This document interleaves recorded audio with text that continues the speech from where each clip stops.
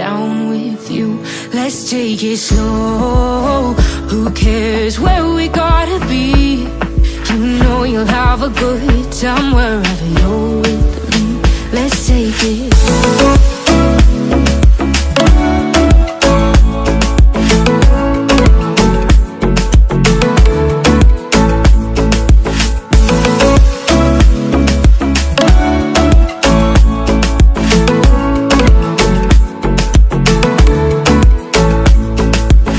Ask me how we got here, 'cause you don't know how. You say we're taking on water, yeah, we're sinking now. You're looking all concerned, like we're gonna drown.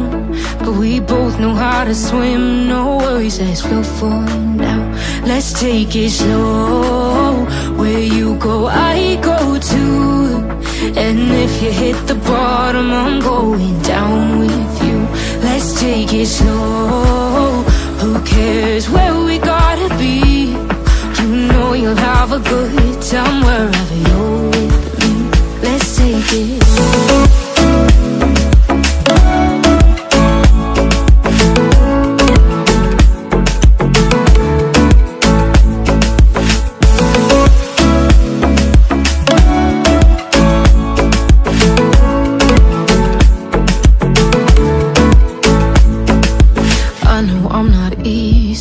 I drag you out your mind, and there are days I hate you, but baby, you're still mine. And we have the best times, no matter what we do. And even when we don't, there's nobody I'd rather choose. Let's take it slow. Where you go, I go too. And if you hit the bottom, I'm going down with you. Let's take it slow.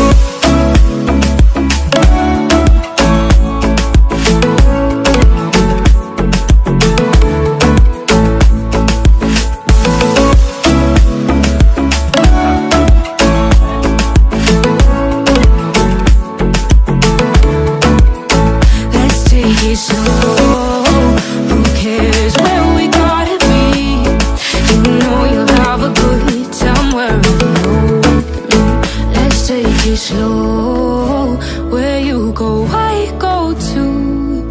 And if you hit the bottom, I'm going down with you. Let's take it slow. Who cares where we gotta be? You know you'll have a good time wherever you're with me.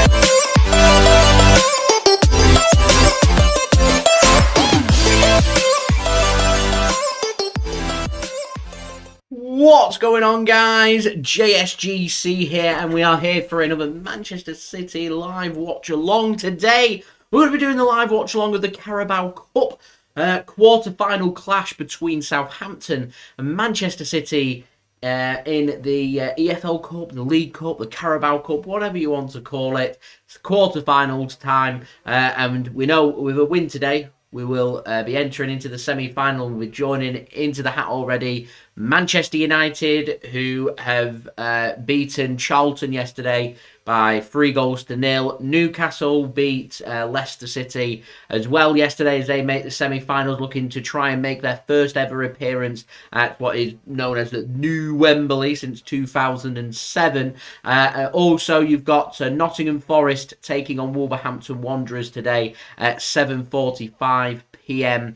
GMT, and then at 8 p.m. GMT today, you've got Southampton taking on Manchester City. As City already knocked out Chelsea, already knocked out Liverpool, looking to try and knock Southampton out here, who are bottom of the Premier League, and earn our way into the last four of the competition. A nice little distraction away from the Premier League for Manchester City. Lots of rotation in place. We've rotated on our squad from our FA Cup victory over Chelsea at the weekend, and with eyes firmly set, it seems, on Manchester City taking on Manchester United on Saturday early afternoon for the Manchester derby at Old Trafford. But we've got a game here to get through against Southampton first and foremost. So before I do crack on with this video, do make sure, like always, if you are enjoying the content and you want to help to support my channel, then do subscribe. That would be much appreciated. As you can see, the live subscriber count has knocked over to 27,900. It means we're now less than 100 subscribers away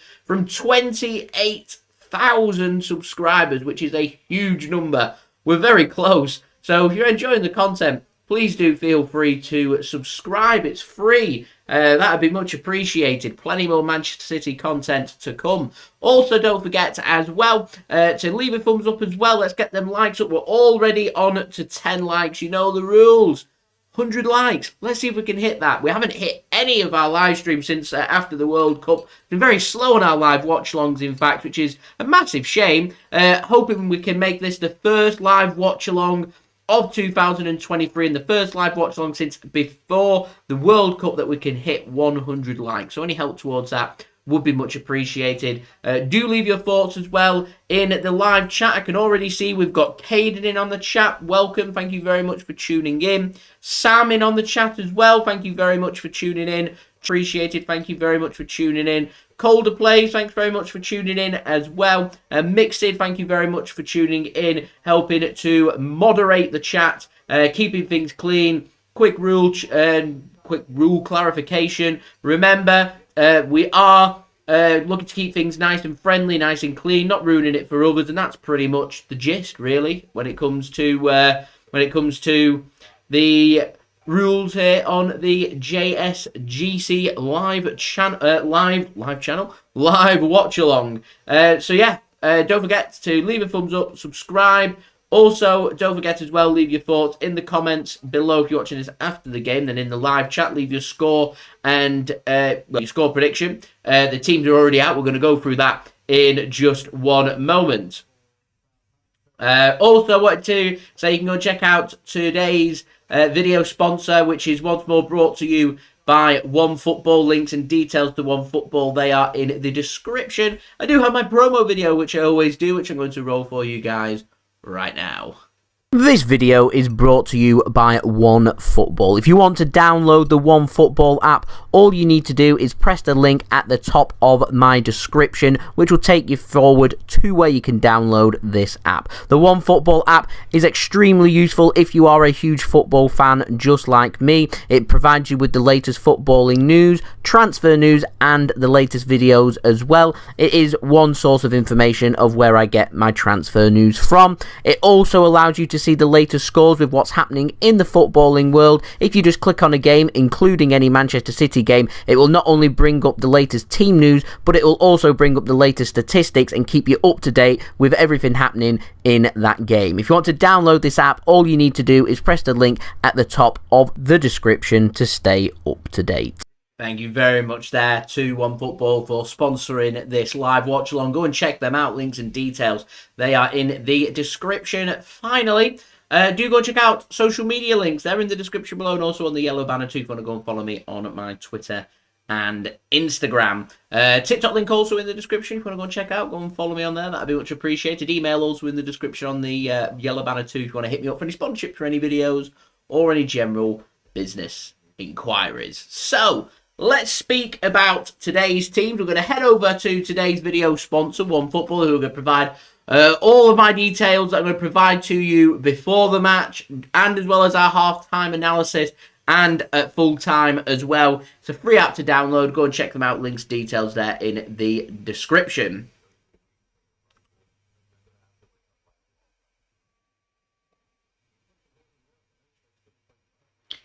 So, on to One Football. Let's get it locked and loaded. It's a bit weary of my battery percentage. Doesn't really help. I've got my 4G on when I don't need to. So, I've got Manchester City to win here. 91% of people on One Football are agreeing. 7% going for a Southampton victory. 2% going for a draw. Remember, if it is a draw, is level after 90 minutes, we will be going straight to a penalty shootout. So, lineups, they are in, and for Southampton, they're starting in goal, number 31, Bazunu, Gavin Bazunu, former Manchester City man, playing against us here today. They're going with what looks like a back three.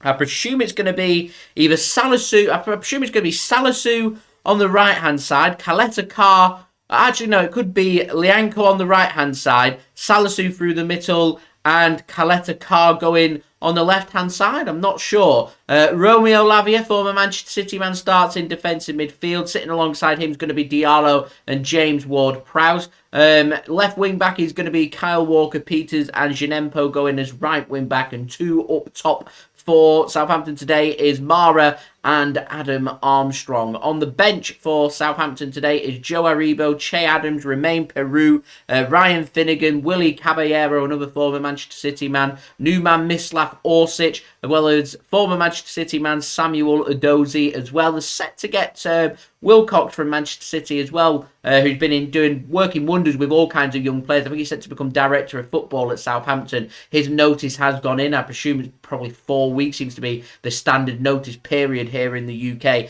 and then he'll no longer be employed by Manchester City. So a massive loss that, Jason Wilcox at Manchester City working with our young players. He's going to go to Southampton to take up a first team role, and that is his reason for leaving. You've also got on the bench Jimmy Morgan and Mohamed El Younousi. Now your starting 11 for today for Manchester City. We'll get the throat cleared and we'll get our full broadcast announcer voice on. I need a drink as well.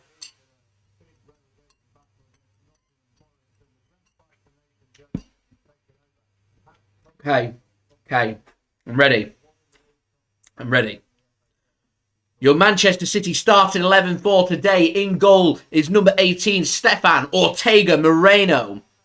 Right back today is number 7, Joao Cancelo. And at left back today is number 21, Sergio Gomez. Centre-backs today, number 2, Kyle Walker, and number 14, Aymeric Laporte. Manchester City's midfield today is number 4, Kalvin Phillips, number 8, Ilkay Gundogan, and number 80, Cole Palmer. And your Manchester City attackers for today's number 10, Jack Grealish, number 19, Julian Alvarez, and number 47, Philip Walter Foden. On the bench for Manchester City today, number 31, Ederson, number 6, Nathan Ake, number 9, Erling Haaland, number 16, Rodri, number 17, Kevin De Bruyne, number 20, Bernardo Silva, number 25, Manuel Akanji, number 26, Riyad Mahrez, and number 82, Rico Lewis. Strong bench that from Manchester City if they need to use them. 5 subs are allowed. So let's really dig deep and let's digest this team. Pep Guardiola and centre-backs, it seems, being experimented with. Now, Pep said before the game The one thing he's looking for here is an even number of minutes distributed over the last 2 or 3 games to make sure all legs are sharp and ready to go for the Manchester derby on Saturday, because he is thinking about springing a surprise or two, because he's already started doing his research on Manchester United. He said that there are numerous ways for Manchester United to play, and because of that, he's thinking of experimenting and chopping and changing things to try and nullify Manchester United. Now, looking at this team today, Kyle Walker playing at centre-back is interesting. The versatility of Phil Foden is very interesting as well. I'm wondering, I hinted about this on Twitter, Sergio Gomez would not rule out he could well start for Manchester City in that Manchester derby.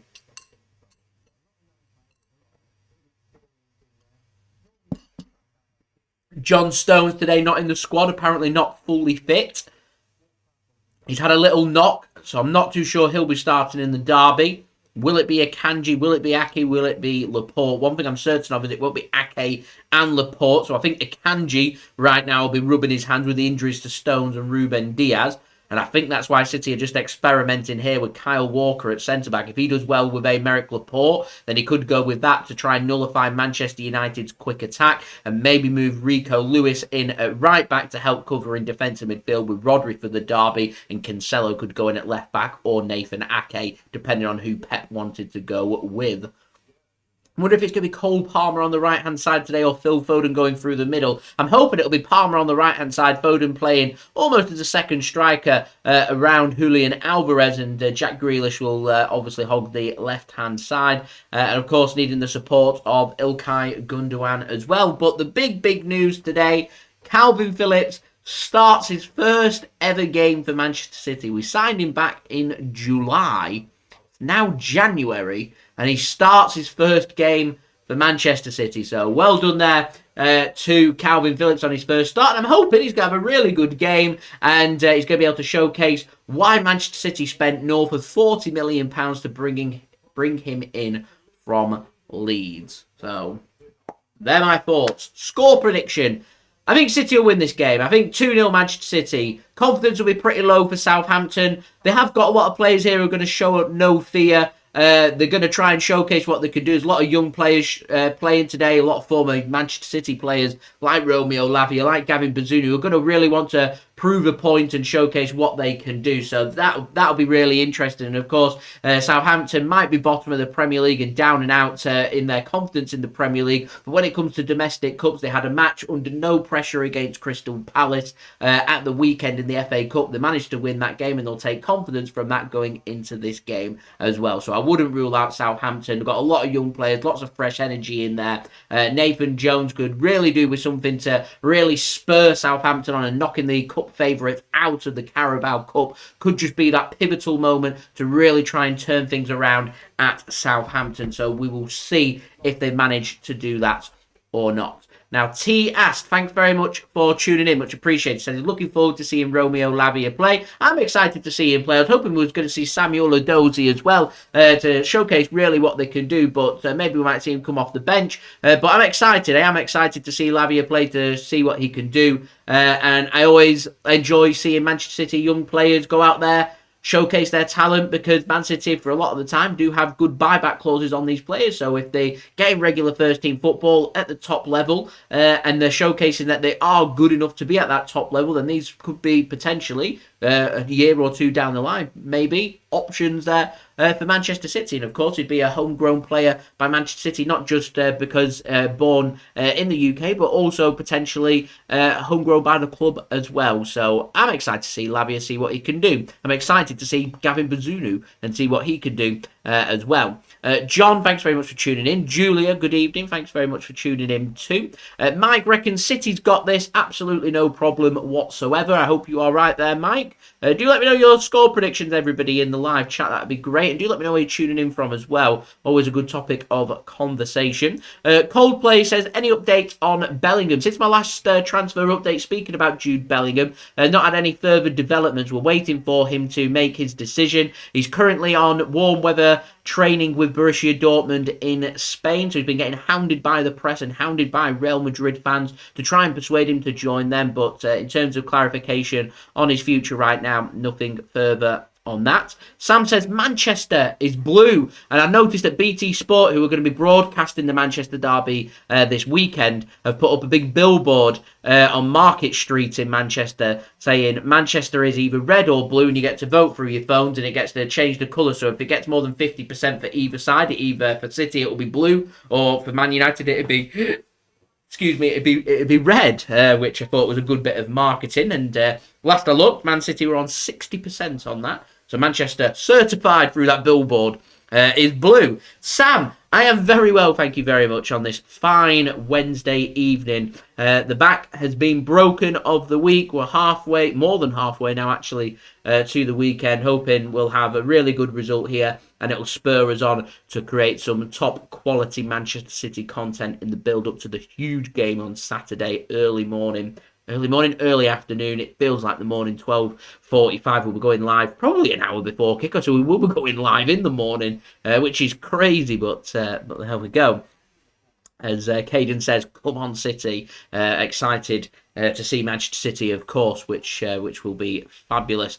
Mario says Manchester has very much been blue for over a decade now. Most certainly has, in terms of performance and in terms of which team is better, well over a decade, as you say, certainly Manchester City. And even in terms of local support, I reckon in the local Manchester and Greater Manchester area, you're probably looking at Manchester City having more fans than Manchester United in that proximity. It's just as you head nationally and globally, Manchester United obviously have that very big brand from their big growth that they had during the 90s and into the early 2000s as well, which Manchester City are having now. I was reading some very interesting bits from Liverpool fans, fair Liverpool fans, I will add, who were saying that Manchester City might not be the biggest club globally right now, but you will notice that a lot of upcoming fans are supporting Manchester City, and you give Manchester City a spell of dominance, give it 10, 20 years to have that impact on the market, and globally you could be looking at a very big club in Manchester City. And I thought the Liverpool fan that mentioned that absolutely hit the nail on the head there. Manchester City right now might be very big in terms of their growth around the country, but globally looking to always ever expand themselves. You'll see Manchester City, I'm sure, heading to lots of different places on pre-season tour as well. So yeah, it's an exciting time most certainly to be a Manchester City fan. Dale, good evening, thanks very much for tuning in and also helping to moderate the chat, much appreciated. Do hope you are well, home alone, Dale, do hope so. Dudley, hello, thank you very much for tuning in. I do hope you are well as well. City 1894 tuning in from India, I presume, asking where to watch in India. If you're watching right now and you're in India and you know where to watch the game, then please enlighten City 1894 as to where you'll be able to watch the game. Don't worry if you can't watch the game though, City 1894. I will try and keep you up to date as best that I can through my live stream watch along here of this game. I know it's not the same as watching the game, but I'll try and make it as interactive and as entertaining and as informative as possible, as I always do. And Dale says, "Oh, good, pleased to hear it. Enjoying the peace and quiet. I like it. I like it a lot. Make the most of it. Make the most of it."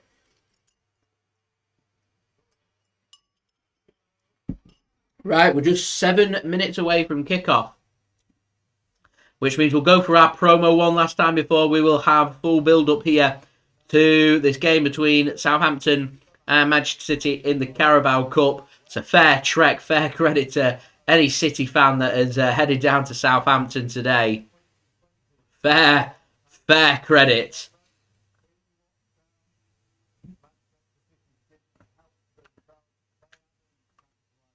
I don't remember that game. So in the last time Southampton beat Manchester City back in 2020 during lockdown away from home, Southampton won by 1-0 with Ederson giving the ball away and he was lobbed. I don't remember that one. Don't get why I don't remember it.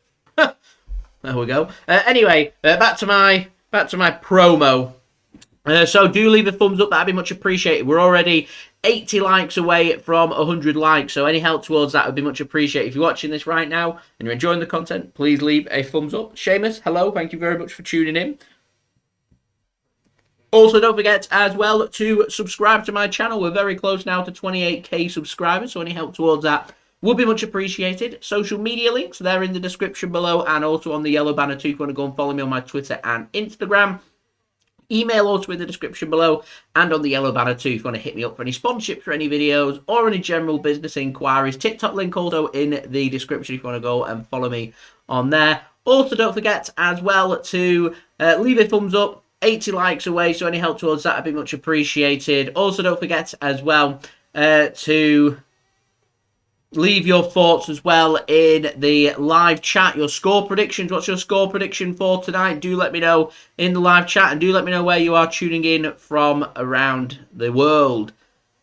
Dad, yo, thanks very much for tuning in. Going for a 2-0 Manchester City victory tonight. Matching me, I'm going for a 2-0 Manchester City victory tonight. I'm going for goals today for Julian Alvarez and Philip Foden are my 2 goal scorers in my 2-0 prediction today for Manchester City. City looking to try and get their name into the hat for the last 4 and joining Manchester United and also Newcastle United into the pot for the last 4. We will find out who the other team is from Nottingham Forest taking on Wolves. That game will finish before this game between Southampton and Manchester City, and hoping that it will be Manchester City joining the rest into the pot for the last 4 as Carlos Alcaraz has been presented to the Southampton fans, signed today from Racing over in Spain. So United went through yesterday 3-0 against Charlton. Newcastle went through 2-0 against Leicester. Forest taking on Wolves has kicked off. And then you've got Manchester City away here against Southampton. It's been home victories for every team so far. Hoping that's not going to be a repeat. I do hope. Dale, how is the miserable one? I'm not sure if she's up here. Miserable one! How are you? She's fine. There you go. John going for a 3-1 victory today for Manchester City. Mike tuning in from all the way in Illinois, United States of America. Welcome, Mike, and welcome, Illinois, United States of America, going for a 3-1 victory today for Manchester City. Suzanne, thanks very much for tuning in. Going for a 2-0 victory and tuning in from France. Much appreciated. Thanks very much for tuning in. Seamus, it is very much, I'm not too sure of a 4-2-3-1 formation. Potentially could have Gundogan maybe playing behind the striker or maybe sitting in holding midfield. I'm not sure, with Kalvin Phillips. Having Foden on one side. Or Palmer on one side, Foden playing behind the striker with Alvarez and Grealish out wide. Definitely looks like it's going to be Kyle Walker playing as centre-back, unless they're going to drop Phillips there. Been interesting if Rodri had started, because we might have seen potentially him slotting in at centre-back. But I think this is Man City just experimenting with a back 2 and having a pacey centre-back. Perhaps concerned about United's pace at the weekend and looking to try something new to try and iron that out, because this is Man City's test here to try and get players as sharp and up to match speed, really, ahead of a huge Manchester derby at the weekend. A win for City at the weekend could well just turn a little bit of momentum towards Manchester City in a big second half of the season and a big push towards, hopefully, the Premier League title in May. Suzanne going for 2-0 then to Manchester City. Mixed going for 2-0 to Manchester City as well. I'm going for 2-0 Manchester City as well. Seamus, very much, yeah, Rashford taking on Kyle Walker. And Kyle Walker, we know, more than capable of man-marking and keeping players quiet who have got pace, so that might be what's going through Pep Guardiola's mind. So very quickly, before we do have kickoff for this game, do go and check out today's video sponsor, brought to you by OneFootball. Links and details there in the description. Got my promo video, which I'm going to roll for you guys one final time before kickoff right now.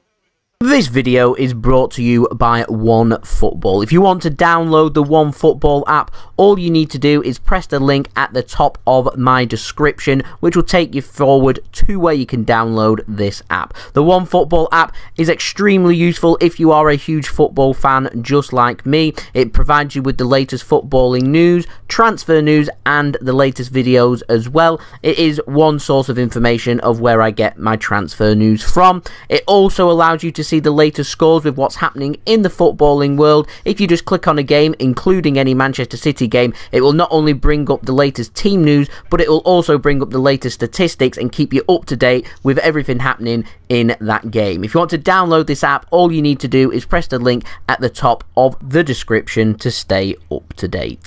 Thank you very much there to OneFootball for sponsoring this video. Go and check them out. Links and details there in the description. Marius going for a 4-1 victory for Manchester City. Nuna, thanks very much for tuning in. Riyad Mahrez, unfortunately not starting. I thought he would have. I would have started him. He's in great form. Maybe saving him for the derby. We'll have to wait and see. Now, just heard some very interesting stats. Firstly, Julian Alvarez scored in his last 4 starts for Manchester City. Great news. He starts again here today, and my pick to grab a goal for Manchester City, and he's in my bet mate as well that I was speaking about in my match preview for this game. And also, very interestingly, maybe I shouldn't be saying this till full time, but Pep Guardiola domestically has never exited at the quarter-final stage. Very interesting. Marius, Joao Felix signed today for Chelsea on loan, signed for a nearly £10 million loan fee. I will speak about this more at the weekend. I'm going to do my Premier League transfer update. I'm going to address all my thoughts on Joao Felix joining Chelsea, so I'll give all my thoughts then.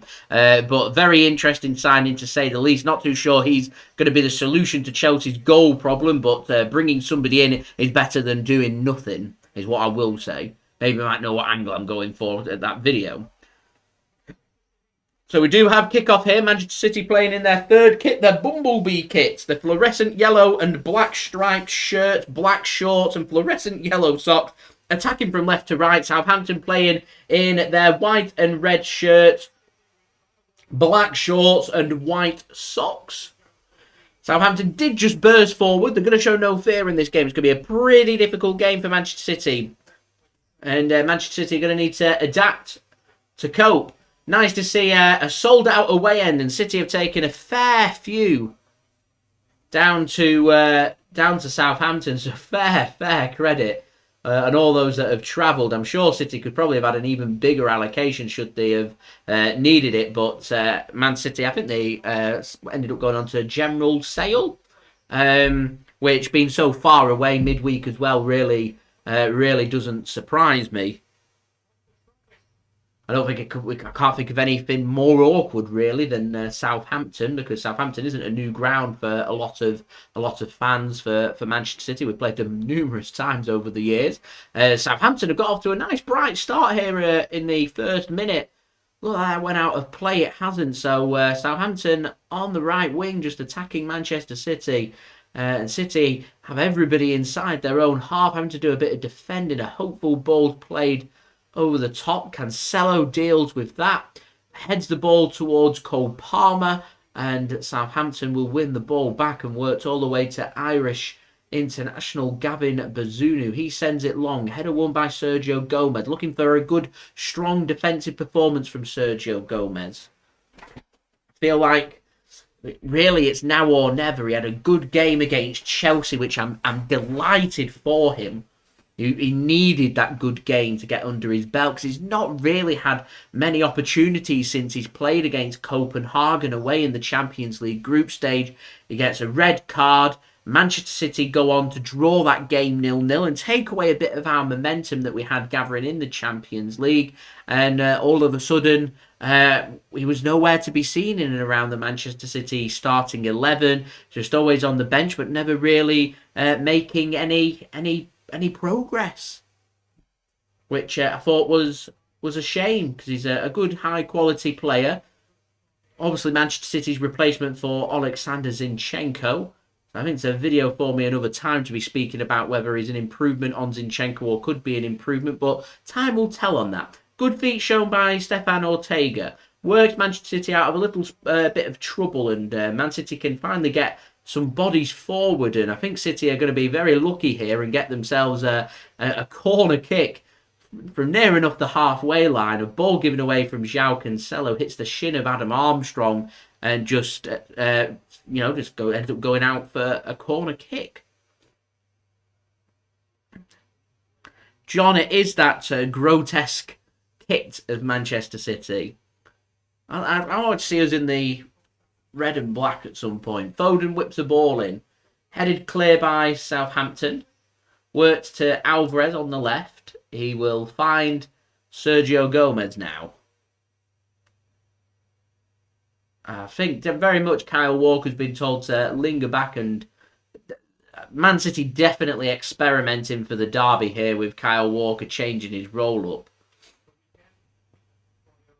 And speaking of kits, how smart was that Chinese New Year limited edition kit?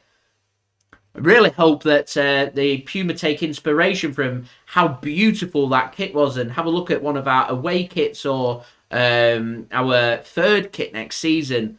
You don't even need to change it up, just release that. Hot in demand, sold out, literally everywhere. You can't get your hands on it anymore. A limited edition shirt, it's a thing of beauty. A bit steep, 70 quid, but a thing of absolute beauty. The dark blue colour of a little moon rising up on it. You got the rabbits on the back, the year of the rabbit for the Chinese New Year. It's simple, nice golden collar on it with the dark blue. It's just, beautiful. A really beautiful kit. I'm hoping they'll take inspiration from that and move away from the generic of our shirts. I don't mind the home shirt this season. I think it's pretty nice. I don't mind the away one. I think they're two pretty solid kits. 2 7 out of 10s. But you can do better than 7 out of 10. You can get a 10 out of 10 kit. And that Chinese New Year kit, in my opinion, 10 out of 10.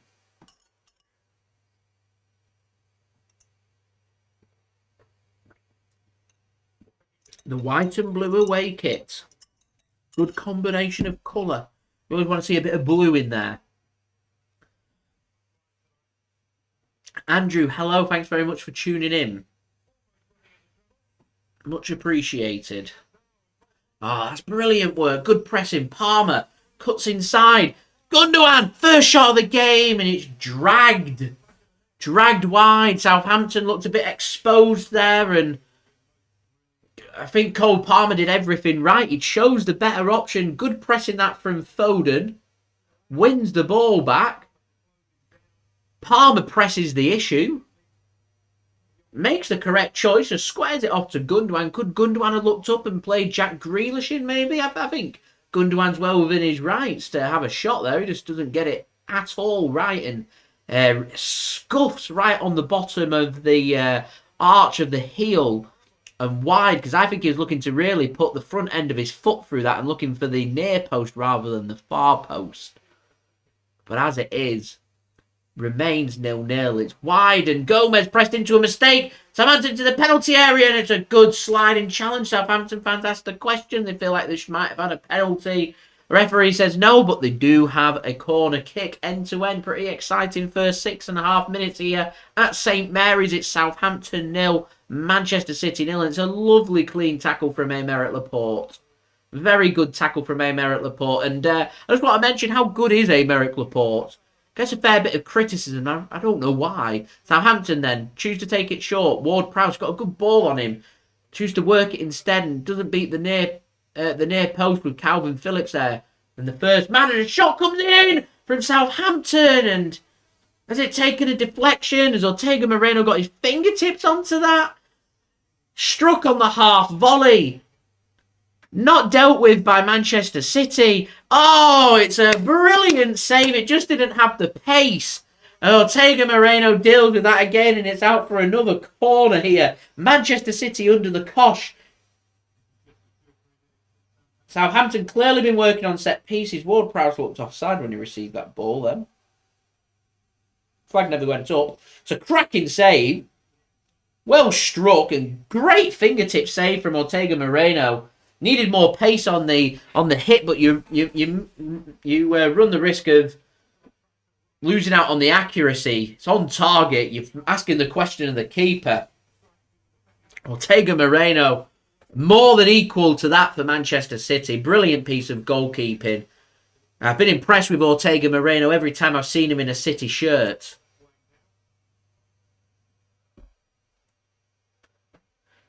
City Till I Die, thanks very much for tuning in, much appreciated. Sorry, I'm falling behind on the comments. So Andrew asks, Derby Day, what do I reckon?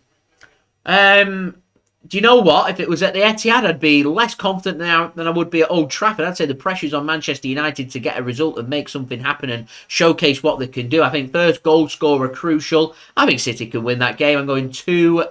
I was going to go 2-0. I'm going 2-1 Manchester City to win that game at Old Trafford. My early Derby Day prediction. City Till I Die, thanks very much for tuning in. Much appreciated. Andy as well, thanks very much for tuning in. Andy and Alison tuning in from York.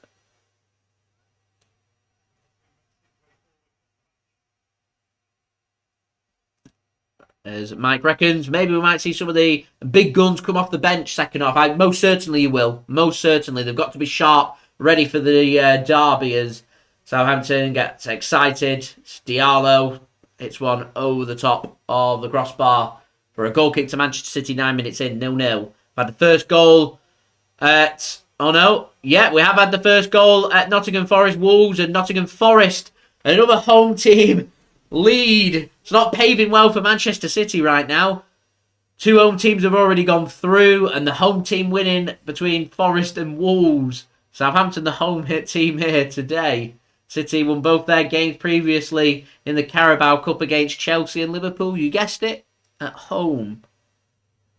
City Till I Die reckons 4-0 on Derby Day to Manchester City. 4-0, I'll be more than happy with 4-0. I won't be greedy. I'll take any 3 points, to be honest. Any. John reckons 10-0. Why not? Should have done it back in 2011. It should have been 10 and it wasn't. We're going to rectify that. I hope you're right. Rightio, guys. Let's get them likes up. 28 likes. We're 72 likes away from 100 likes. So any help towards that would be much appreciated. Also, don't forget as well to subscribe to my channel if you are new around here. Press that red button, press the bell and put your push notifications on.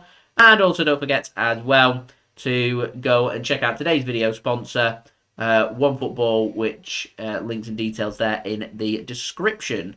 Seeing a bit of NFL talk. I like a bit of NFL talk. I'm hoping to be extending my work with 888 Sport, working with them on some NFL stuff very soon. That's in the pipeline, but not sorted as of yet. But I'm hoping that will be sorted. More on that when I have it. But I'm hoping, fingers crossed, it will build up to the playoff season. My team, Miami Dolphins, dealt the big blow that Tua Tagovailoa will be out of their game against the Buffalo Bills, so they're going to have to go with Skylar Thompson, I'm hoping. I'd be very surprised without Tua if Miami are able to put up any kind of competitive fight against a very strong Buffalo Bills team, highly motivated. Beat the Patriots final game.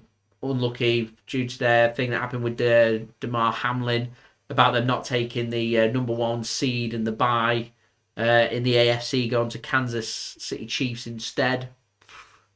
But playoff season's very important. Playoff season's massive in the NFL, and this is the regular season's always great to watch, particularly with Red Zone that we have over here on Sky Sports in the UK.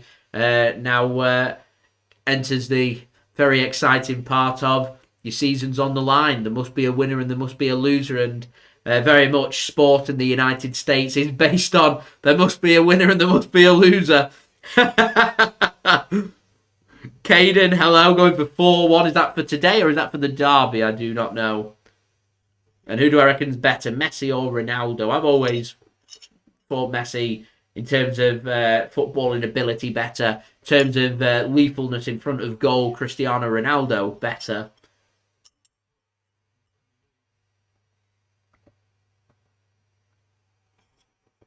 That's brilliant work. A combination of Cancelo and Palmer win the ball back and keep it in play for City.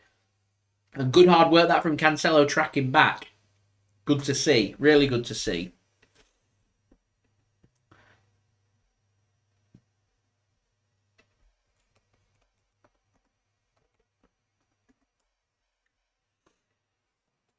Oh. Here is Laporte for Manchester City then. City looked a bit disjointed to start with. Is the offside flag? Oh no, sorry, What's gone up there?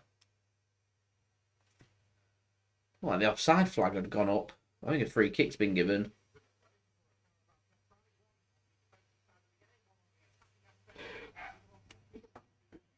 That's crazy. Pep Guardiola domestically has played 15 quarter-finals in domestic cups. Today's his 16th. So he's currently played 15 and won 15, which is amazing. Absolutely staggering.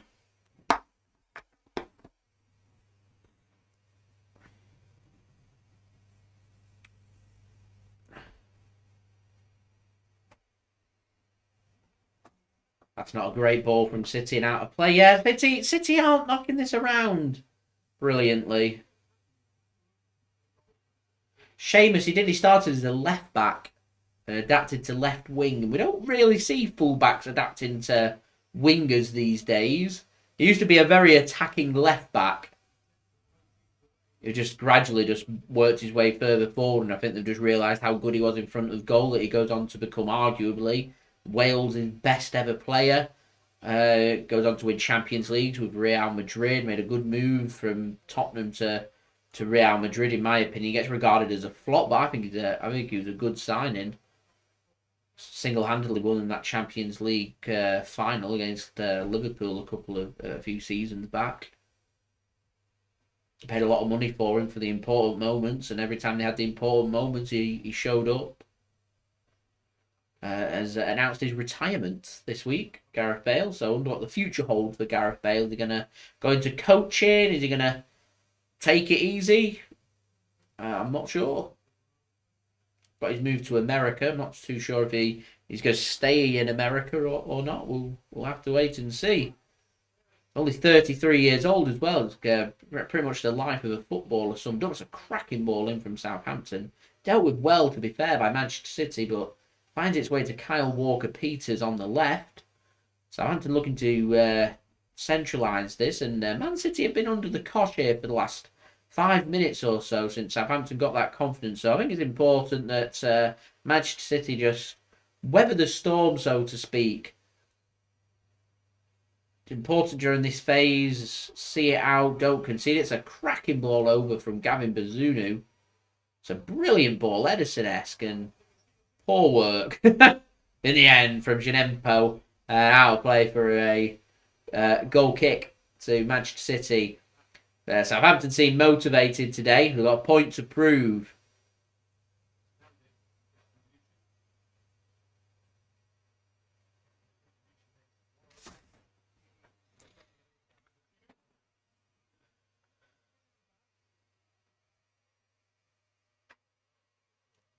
Seamus reckons we will see him playing LIV golf. I don't know what LIV golf is. I need to Google that. I'm not a golf expert.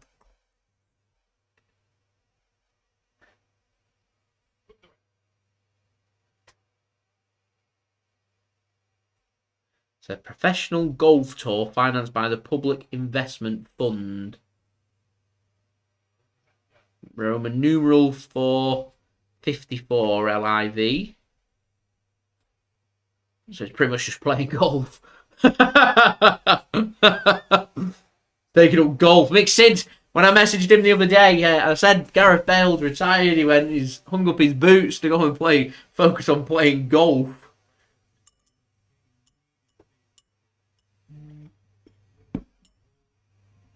Because when he went AWOL for Real Madrid that time, a lengthy spell on the sidelines, and they weren't getting called up, went and played golf. He loves a bit of golf.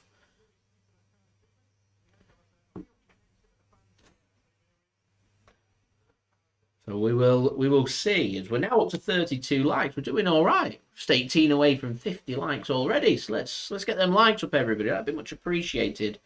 Subscribe as well if you're new around here. Press that red button, press the bell, and put your push notifications on. And do go and check out today's video sponsor, brought to you by OneFootball. Links and details in the description. So seems like Man City have weathered that storm. And City now having a bit of possession. Laporte bursts forward down the left. He's intercepted, but will get a throw-in for Manchester City. which Sergio Gomez goes over to take. He'll go backwards to Laporte. It seems like City just lacking a little bit of creativity in the middle and somebody just to really keep hold of the ball. Displaced a few passes that you'd think City would normally just knock off, and it's a heavy ball towards Grealish. He does well to get it under control. And a cross comes in, and Bazunu, man on a mission, Bazunu, got a point to prove. Dale says so. I think it's financed by Saudi Arabia. You're absolutely spot on. It is financed by Saudi Arabia. It caused a bit of a problem amongst the golfing world, as the PGA have said that it will not allow any player who will play in it to rejoin the PGA Tour. Was there any big hitters that went and joined? Weren't they offering more money? I remember this. It's all coming back to me now.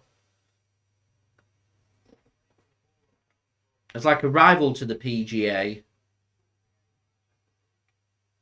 I don't know if Gareth Bale's any good at golf. See Gareth Bale on your screen at the Open. So poor giveaway again from Man City. Dealt with by Kyle Walker this time. And we'll send it long and get it clear too.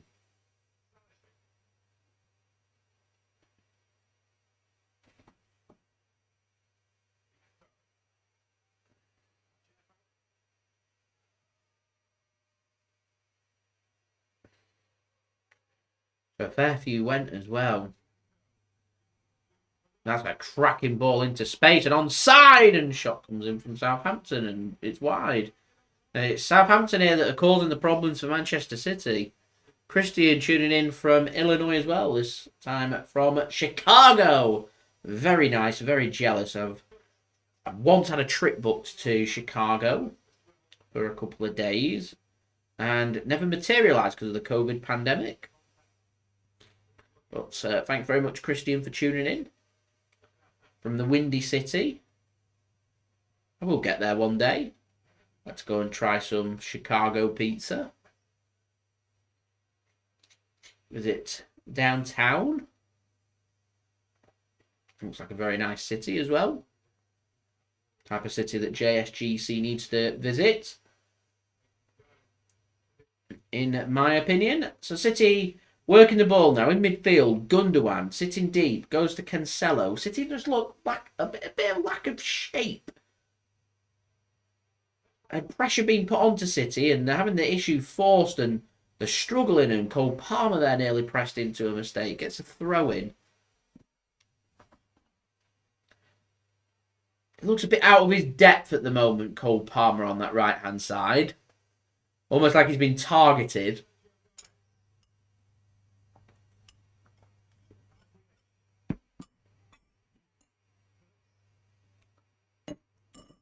That's a poor giveaway from Kalvin Phillips as well. A lot of rustiness out there from City.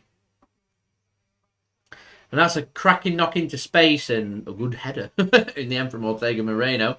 Gives it to danger man Ward-Prowse, and his pass is very poor and picked off by Gomez. And given away by Manchester City. Poor from City. Ball comes in! 1-0 Southampton. It's been coming.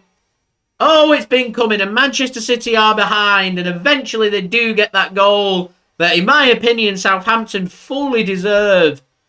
And Southampton lead here by 1-0. And they look motivated. They look like they've got a point to prove, and I think Manchester City, even right now, we're only 23 minutes in, I'd be looking towards that bench, because right now that City have been putting forward, there's been 3 or 4 players that have looked very lacklustre. There's a poor giveaway from Ward-Prowse. Gomez picks the ball up, thinking about the counter-attack. It's a poor ball from Gomez. He's out of position, completely exploited. It's a cracking ball in. Walker's ball watching, and it's tapped in. Mirror it is with the goal for Southampton. The clean sheet for Ortega-Moreno taken away from him. And Manchester City behind for the first time in the Carabao Cup this season. It's a cracking little finish. It's a great ball in. And Manchester City have problems. As Julia says, we've got work to do. Been very poor from Manchester City. They look unmotivated. Very unlike City in a cup game. First goal for Southampton as well.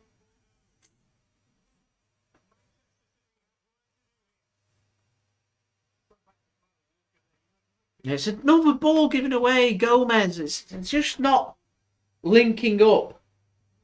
And I think at half time, if I'm Pep Guardiola, I'd be seriously considering Mahrez on for Palmer. I'd be taking Gomez off and I'd be getting Ake on. I'd probably be taking Phillips off and getting Rodri on.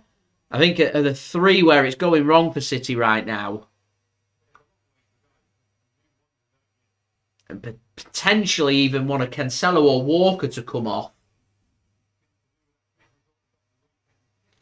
Just to get a bit of a familiar shape, because it's all fine and well trying and testing things for the derby, but this is how we're going to be playing with this kind of intensity like this.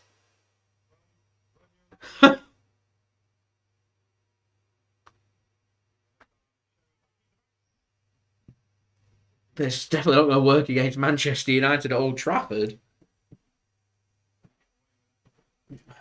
Lavia brings down Gundogan then, so a free kick here. Into the book, Romeo Lavia. Cynical foul on Ilkay Gundogan. And Man City never calmed the game down, really. I think Sergio Gomez has probably been the one player that's really looked poor for City. As I was mentioning before, he had a good game against Chelsea.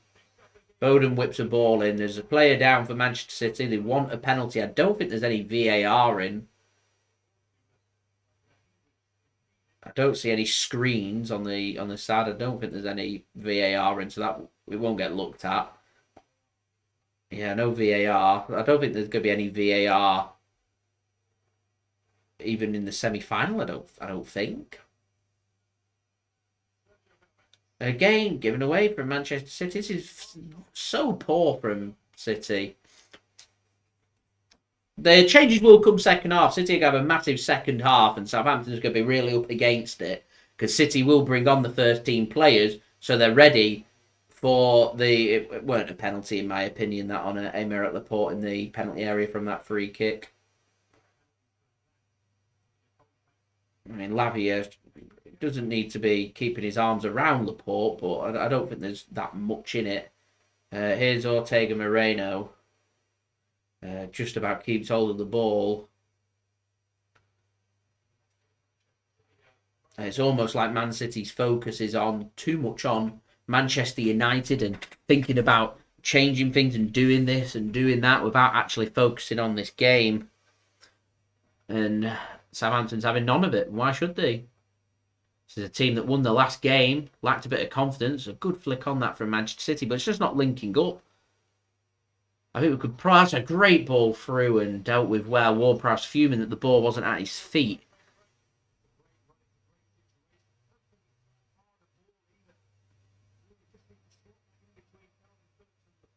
City look wide open. Here's a bit of space at last for City. Jack Grealish, I've not even said his name, squared across and Palmer, deflection, Alvarez, Palmer. That's a poor pass from Palmer. Better from Manchester City though. Here's Palmer once more. Can't find the pass. Now going back to these players again. I hate criticising individual performances. I hate criticising individual players. But Phillips, Gomez and Palmer, to me, have looked by far the three weakest. Walker and Cancelo, not far behind them either.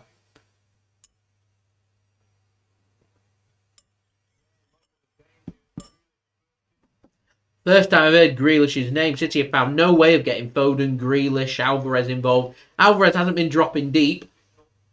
He doesn't remind me of the type of striker that drops deep to collect the ball. And wide open again, and it's Cancelo, another weakness of Man City. And the long shot comes in. Oh, it's brilliant from Southampton. And it's Pro with the goal. And they're 2-0 up, and Manchester City are in dire straits here. It's a beautiful finish. Ortega-Moreno in no man's land, and Manchester City are in massive, massive bother here. Manchester City, we might only be 28 minutes in. Time's in Man City's favour, but they're in massive bother. There's so much space for Southampton. It's a great finish. It is a brilliant finish. I don't get what Ortega-Moreno's doing there. This is just all-rounder. Shocking, shocking performance from Manchester City. Shocking performance. And if I'm... Pep Guardiola needs to be making the substitutions right now. Not at half-time. It was just mentioned before. Andy mentions it right there. I agree, Jay, but we need to make sure we're not 2 or 3 down by half-time. And bam! 1 minute later, 2-0. And Manchester City are caught in Derby Day syndrome. They're too busy thinking in the build-up. Even this team lineup today, too busy thinking about Derby Day. And I'm telling you, the worst prep we could have is this right now. This is the worst kind of prep for Manchester United on Saturday. 2-0 down after 28 minutes. Not good enough. Really not good enough. 5 substitutes. I'm telling you right now, if I'm Pep, Haaland, just Haaland, bring him on.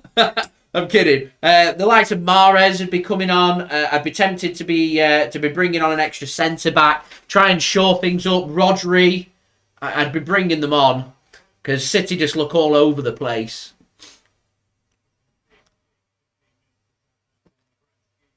The commentator speaking about big 15 minutes coming up for Southampton. It's important that they don't concede in these next 15 minutes. But I'm the opposite here. I'm very concerned that this could end up 3. Alex, thanks very much for tuning in. City haven't turned up and Southampton have. Southampton want this. Manchester City don't. That's what's happening here. Hard work beats talent when talent doesn't work hard.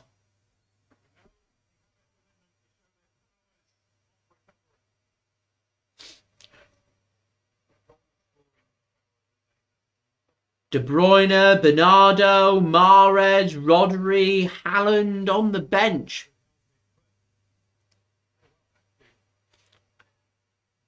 And JSGC's dry January very much in danger right now. Foden burst forward and he's tackled. And Southampton's pressing is brilliant. City's ball play's been poor, but Southampton have been good. They look like a different team from 2 games ago. Amazing what a win does. Amazing what a win does.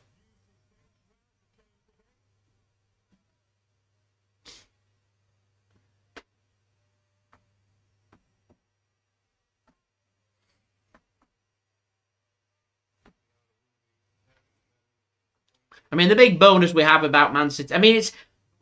We go out, it gives extra rest for the cup game against Arsenal. It's extra rest as well for City in the build-up towards... big games coming up in February, and also got the Champions League and everything. So it's not a disaster for Manchester City, but the fact that Manchester City's knocked out Chelsea and knocked out Liverpool tells me that Man City want to win this trophy. And then it's almost like they've just turned up and expected to beat Southampton without actually regarding Southampton as anything to be concerned about.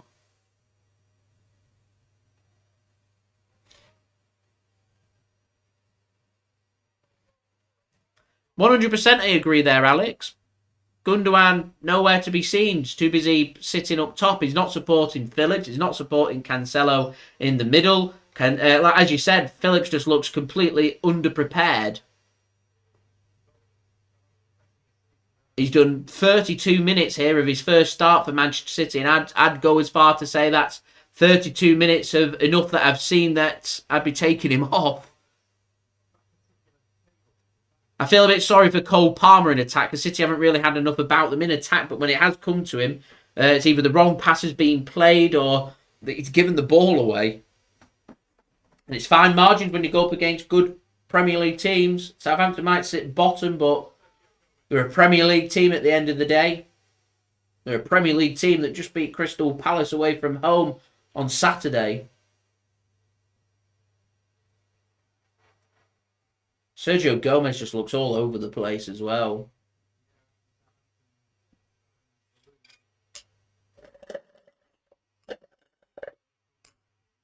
Fix it there. Crack a can open.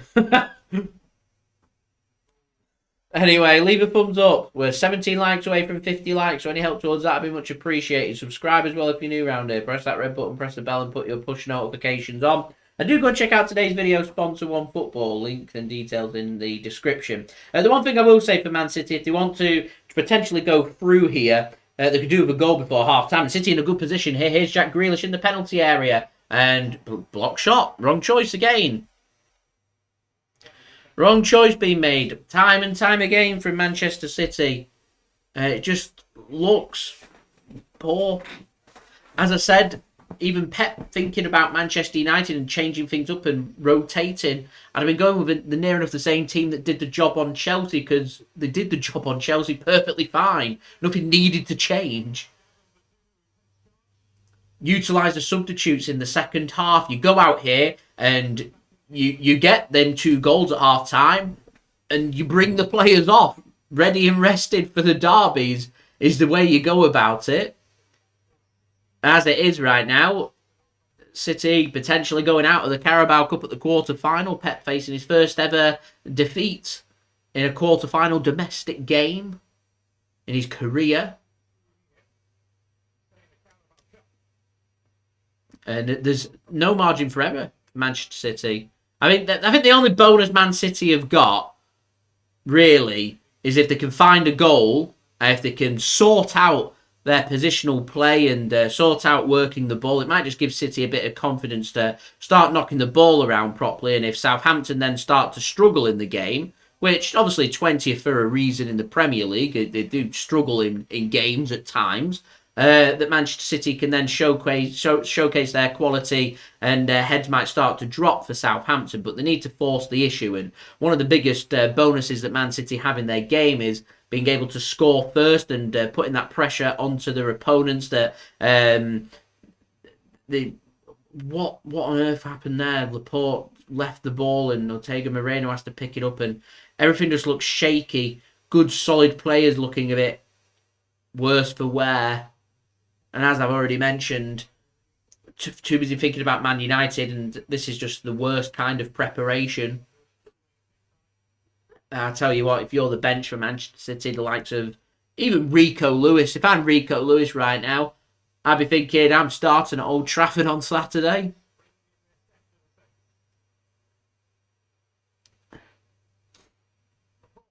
Laporte pings a ball forward. It's hope. It's hit and hope. Hit and hope. Not good enough. It's really not good enough for Manchester City. Really not good enough.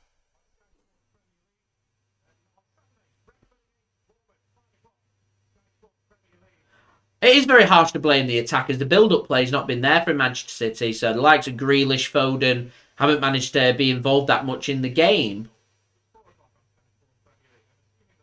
It's all about build-up play, and Man City's build-up play has been poor. That they've not created anything for the attackers to do anything. And when the odd moments when City have got forward, the attackers look rusty because they're not seeing that much of the ball. I'd love to know how many times Julian Alvarez has touched the ball and where he's touched the ball.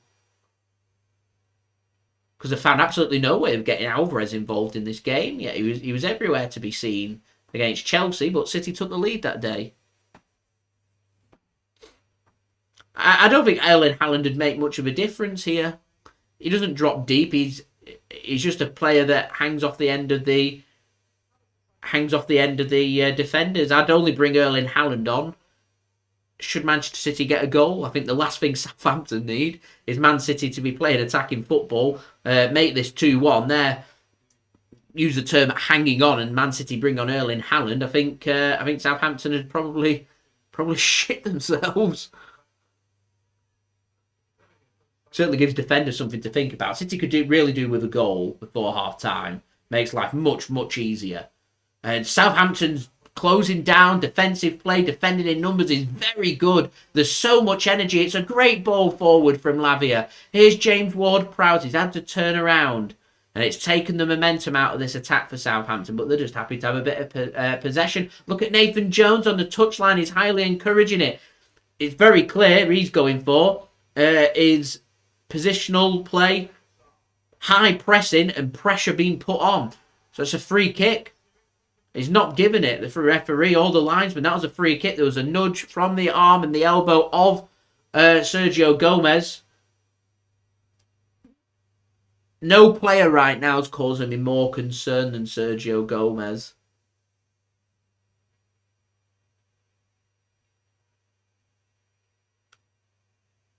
I hate saying this about young players because I honestly always want to give players 2 years, but he looks out of his depth right now.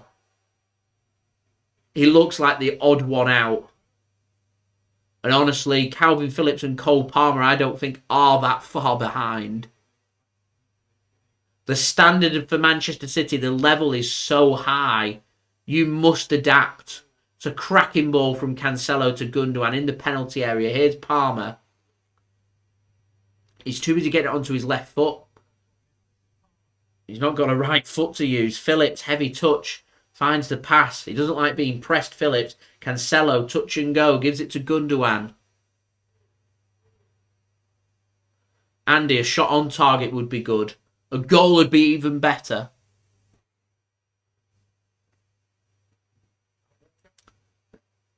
Here's Palmer now. Turns. It's brilliant from Southampton again, and Palmer's unable to take it past the man. And Man City might work the ball backwards a lot of times, but Man City do that because there's no alternative. And they would rather than face the 50-50 battle, keep hold of the ball. As Kalvin Phillips gets City a free kick. And I think that's what City aren't doing here. Here's Sergio Gomez. Kalvin Phillips is another one, Aaron. I'm chucking Gomez, Kalvin Phillips, and Cole Palmer. They're the three for me here that look out of their depth. So if we're going to go like for like swaps, it'd be Mahrez on that right-hand side for Palmer. It'd be Rodri on at half-time for Kalvin Phillips. And I'd almost be tempted to put Ake on and or Akanji and move them to centre-back and put Cancelo at left-back and Walker at right-back. Is probably what I'd be tempted to do. Whatever the plan, it hasn't worked. City have calmed the game down, but Southampton are probably happy for that to happen. They're 2-0 up. And the foul throw. It's not good enough. 2-0 down, 41 minutes, and Sergio Gomez. The one thing I absolutely loved about Bobby Mank when he was at Manchester City, he wasn't scared in the first half if things weren't working to make the changes there and then, not wait till half-time. The changes came before half-time. If things need to be changed, you don't be stubborn. You change things up, and it is absolutely crystal clear to me. I hold no footballing badges, yet it's crystal clear to me, and everybody else is agreeing, that there's 3 players on this pitch that's not helping Manchester City, and that should be a free kick for City. As Mike says, stop looking down, feeling sorry, get out there, be animated, start demanding from your players and make the changes that are needed. We've got 5 subs, 3 players struggling, 3 subs, on come the senior experienced players. Jack Grealish, I can't really comment on because no attacks really have gone down the left. Gomez has been that bad that Grealish hasn't had any service to do very much in this game.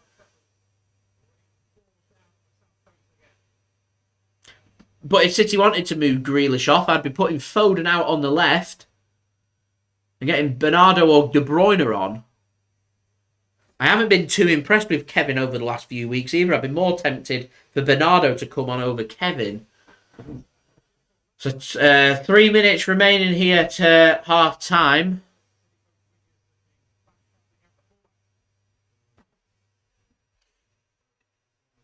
Don't forget to leave a thumbs up. That'd be much appreciated. We're on 38 likes.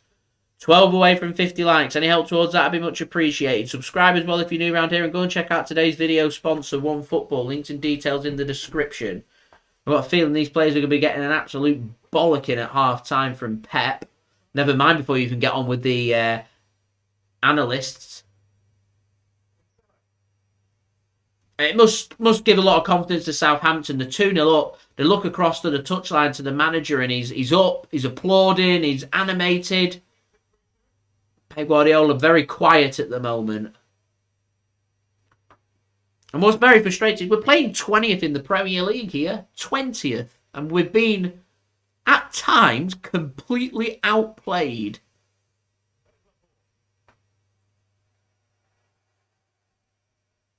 I tell you what, if I'm in charge of City's transfers, I'm in the summer putting Kalvin Phillips on the transfer list, and I'm saying, I want as close to £44 million that we paid for him, and sell to the highest bidder and bring somebody else in. Because whatever the question is, Kalvin Phillips isn't the answer. He gives the ball away again.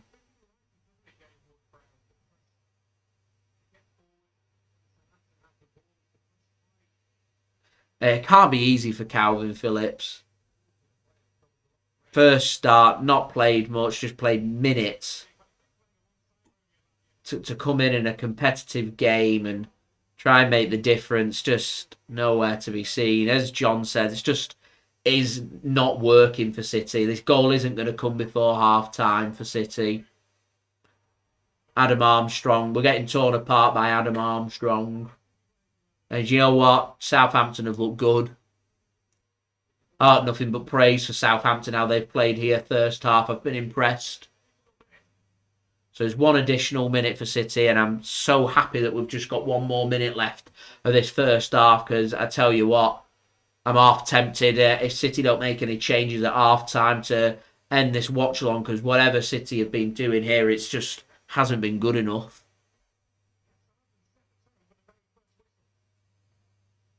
I feel sorry for the fans that have travelled from here, there and everywhere, some near, some very far. It's not an easy place to get to, Southampton, and the players have turned up and they haven't turned up. It's been so poor. Sitting there, January, getting wet through. I'm disappointed. I expect much better from Manchester City. Thankfully, we've got last second and the referee's going to blow the whistle. There we go, half-time. Really poor from Manchester City. Really poor. We're going to really get our teeth into this during the half-time break. So I think now's a good time for me to put on my half-time entertainment so I can get everything prepared, because I think we're going to need a good 9 or 10 minutes to really talk about and digest this really poor performance from Manchester City so far. So this is brought to you by my partner channel Mixid, links in the description. We have seen the drink Prime trending a lot over the last few weeks. It's a very difficult drink and a hard drink to get hold of. You get your hands on bottles to sell in cans now as well. You can sell them on for big profit if you wanted to. I don't think anybody's profiting as much as TikTok account Wakey Wines right now with Prime and the bitter fallout of him, and apparently with KSI as well, who's the founder of Prime Hydration, along with big YouTuber Logan Paul. And if there's a drink out there that everyone's speaking about, then of course Mixid needs to do a review, and that's exactly what has happened. One of the most spoken about drinks in people aged 16 and under. And we went and reviewed it on the Mixid channel, your halftime entertainment for today. Sit back, relax, and enjoy, and I'll see you in 5 or 6 minutes. What's going on, guys? Mixid here, back again for another review video. And as you can see, guys, I've got a guest with me. Welcome onto the channel once more in JSGC. Hello, must be getting nearer to Christmas. Yes, it must be near the time. When you get a bit of time available, because it's a busy life. Yeah. Right, so what we'll be doing is reviewing Prime. If you know, Prime Hydration is a drink made by Logan Paul and KSI. Two big YouTubers. Two Good massive, reviews. Yeah. Certainly are. So what we're going to do, we're going to give our thoughts on Prime. Does it live up to the hype? Or is it a thumbs down? Is it a complete rip-off? We'll rate it out of 10. I think the thing with Prime is it's a hydration drink. I think a lot of people confuse it by saying it's an energy drink. It's hydration. It's not an energy drink, it's a hydration drink. Much like Powerade and Gatorade. They're hydration drinks, not energy drinks. and that's the exact same of what Prime is here. You can pick Prime up. It's currently only on sale in Asda in the UK. On sale for £2. It's very difficult to get hold of. Only select stores are selling them, and the marketing is that good and that in demand for it that people queue up at 5-6 a.m. When the stores are first opening to rush in, and it's currently limited at a lot of the stores now to 3 per bottle. So if you end up going in at that's still limited. I didn't know. Yeah, still limited. So you can end up going in a little bit later in the day, and there's absolutely no chance of you getting hold of one of these. So Aaron's been trying for nearly a year to get hold of the bottle. We've finally got hold of one bottle here, so we're going to give our thoughts. I've just popped up here to come and have a try and see what it's like. So I'll let you do the honours. So what we normally do, I normally do it off design. So what do you think of the design of the Prime bottle? I like it. Simple. It's to the point. It stands out a lot to you. It does like that. No, it's a colour. You've got different colours, but it does stand out like that. Prime, nice and simple and straight to the point.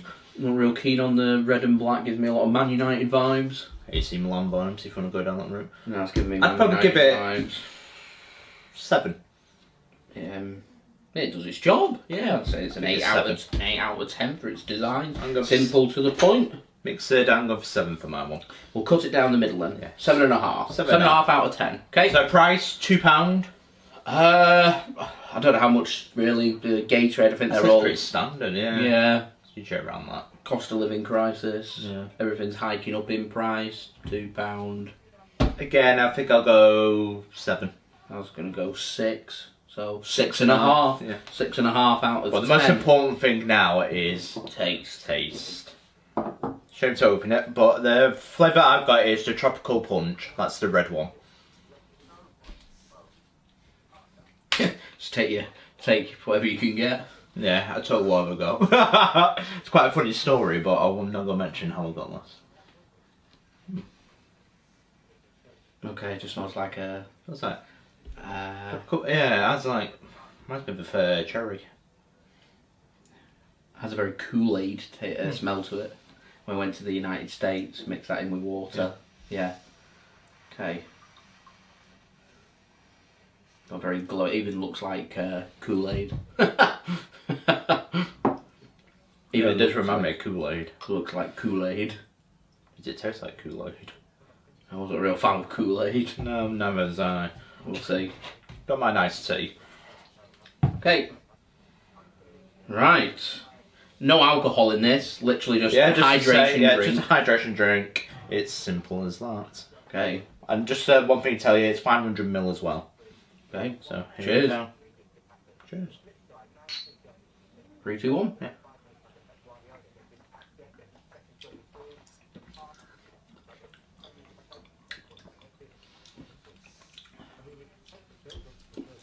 Yeah, that tastes nicer than Kool-Aid.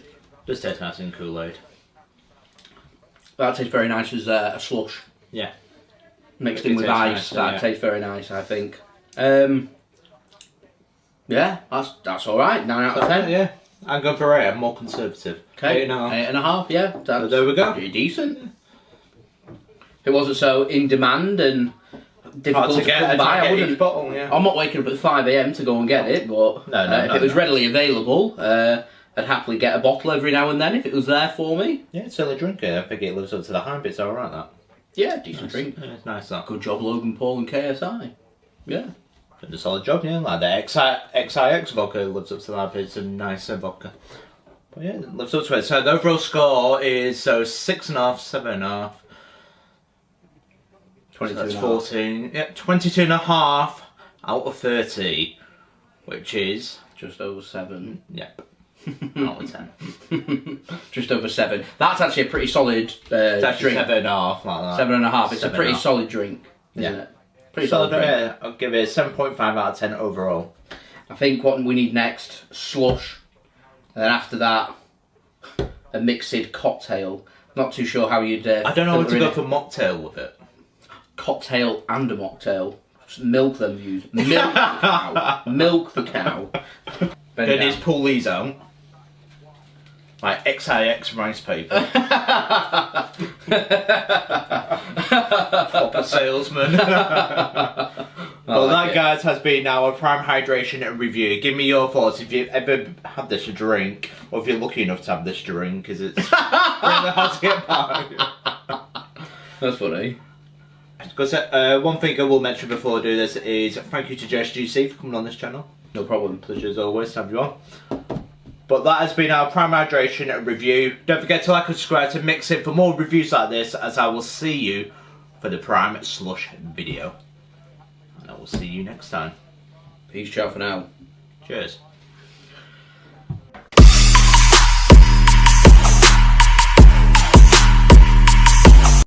The very in-demand Prime drink there, reviewed by myself and Mixid. Go and check that out.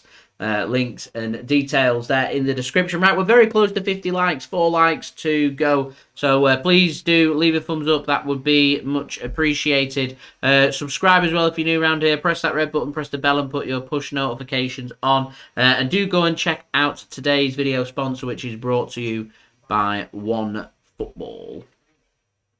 This video is brought to you by One Football. If you want to download the One Football app, all you need to do is press the link at the top of my description, which will take you forward to where you can download this app. The One Football app is extremely useful if you are a huge football fan just like me. It provides you with the latest footballing news, transfer news, and the latest videos as well. It is one source of information of where I get my transfer news from. It also allows you to see the latest scores with what's happening in the footballing world. If you just click on a game, including any Manchester City game, it will not only bring up the latest team news, but it will also bring up the latest statistics and keep you up to date with everything happening in that game. If you want to download this app, all you need to do is press the link at the top of the description to stay up to date.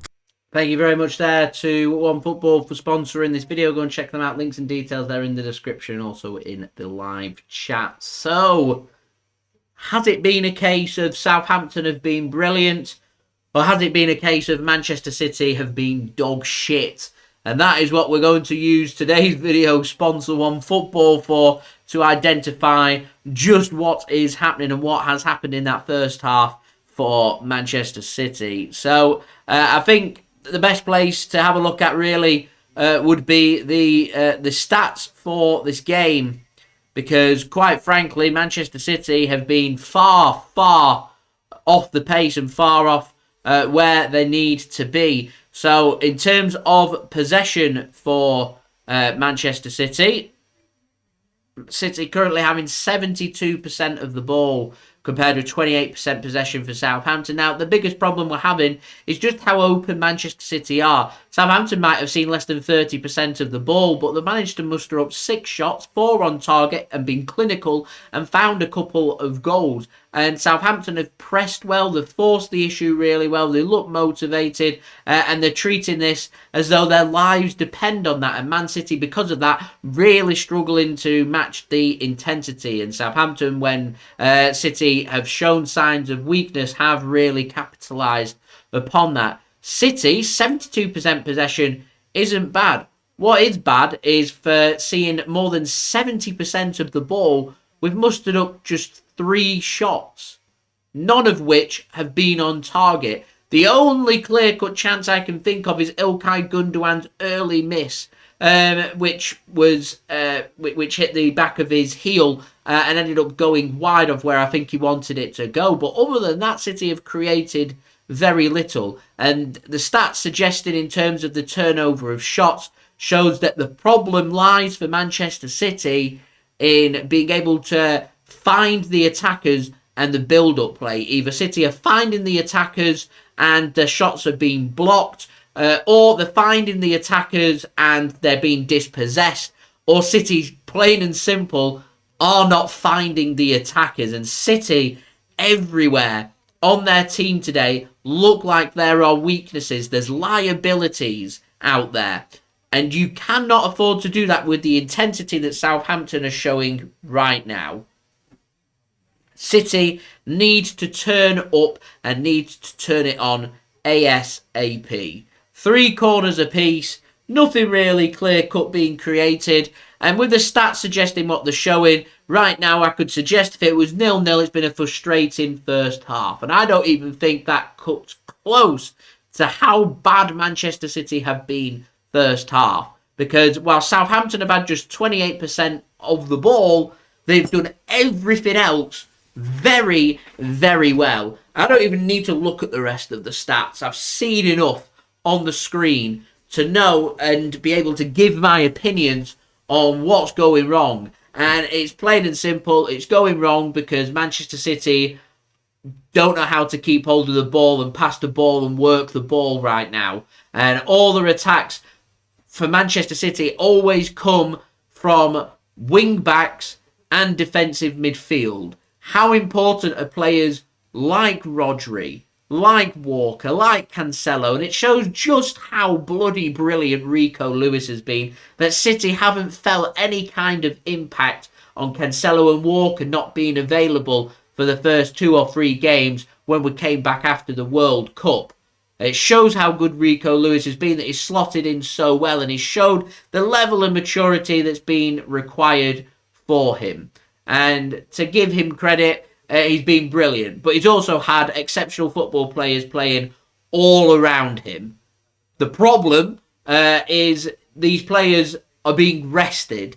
And I think what Manchester City need to do to sort this out second half, firstly, make some bloody changes. We're allowed to make 5 changes. Substitutions need to be made. The big game players need to not only come on, the big game players need to have their game head on and ready to go. None of this working their way back into the game and a slow start really take the game to Southampton. De Bruyne, Rodri, and Bernardo Silva, options in the middle. Haaland, Mahrez, options in attack from the bench. Defensive options, Akanji, Rico Lewis, Nathan Ake, options for City to bring on as well. I think that the sooner Manchester City start to stop experimenting and thinking about Manchester United and move on and go into this game thinking, how on earth do we beat Southampton, the better. Now, if a team's going to press us and they're going to force the issue, the one thing it does offer Manchester City, in my opinion, is space. And if space is being offered, and 3 subs have been made from City, so fair credit to Pep. Gomez comes off, Palmer comes off, Walker's experiment at centre-back comes off as well. Akanji's on, De Bruyne's on. I didn't see the other substitution. I'm sure I'll find out in just one moment. City, though, twisting at half-time. 3 subs brought on.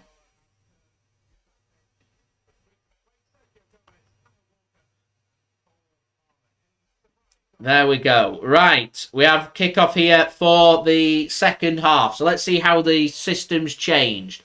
Akanji, Laporte, Ake are going to be City's centre-backs. Cancelo's going to sit next to Kalvin Phillips in defensive midfield. De Bruyne. So it looks like Foden has gone on the left. De Bruyne's playing... I'm a little bit confused as to... So Gundogan, I'm confused about this formation change.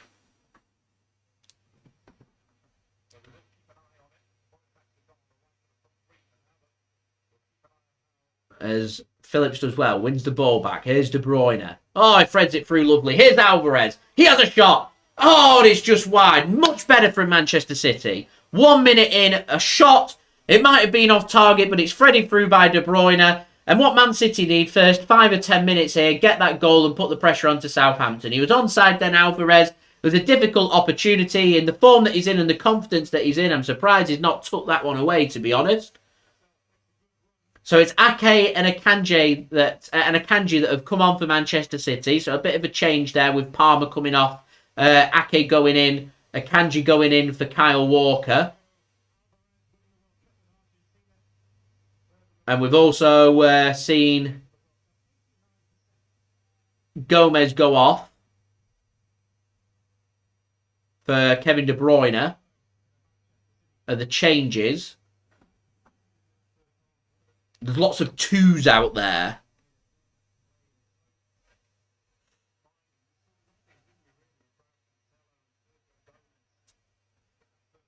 My other 2 subs I'd be thinking about And I'm not too... I think Rodri's going to be given a full rest. That's a good flick on from Gundogan towards Grealish and cleared by Southampton. I don't think Phillips is going to come off. I think the aim here is Rodri plays so many minutes and so many games for City, and going off Kalvin Phillips' performance, I don't think I'd be too concerned, to be honest, if I was Rodri, about Kalvin Phillips knocking on my door for taking my place in the City squad. That City might be tempted to keep a bit of creativity and keep Kalvin Phillips on, in the hope that the likes of Bernardo could potentially come on for someone like Gundogan, and Haaland could come on for Foden or something along them lines. Ball given away from City. Nearly picked off by Southampton. Julia, thanks very much for the €2 donation. Much appreciated. Legend, shout out to you, helping to support the future content created here on my channel. The Bill, welcome. Thank you very much for tuning in as well. Much appreciated. So remember, leave a thumbs up. We're now just 49 likes away from 100 likes. So any help towards that would be much appreciated. Subscribe as well if you're new around here. Press that red button, press the bell and put your push notifications on. And do go and check out today's video sponsor, OneFootball. Links and details in the description.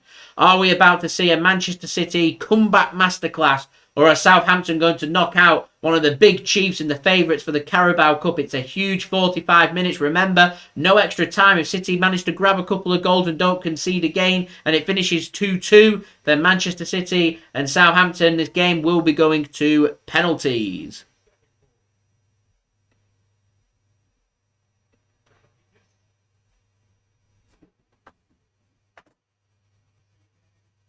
Southampton putting balls into the box. The confidence is still there. They'll be thinking one more goal and Man City are done and dusted. And to be honest, I'd probably agree. Cross comes in. To no avail for Southampton. The right idea, but not to be. Out of play.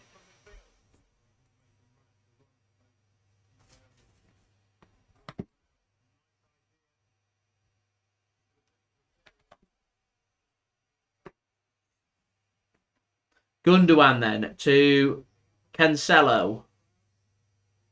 Not a good ping over from Cancelo. He's looked a bit lacklustre, Joao Cancelo. Look at Nathan Jones. He's on his feet again. He looks animated. He wants his team to move. Keep hold of the ball. Composed. Here's Southampton in the penalty area. Shot comes in and it's dragged wide.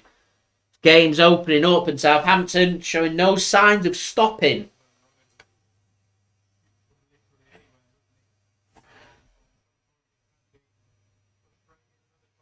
Southampton have looked good.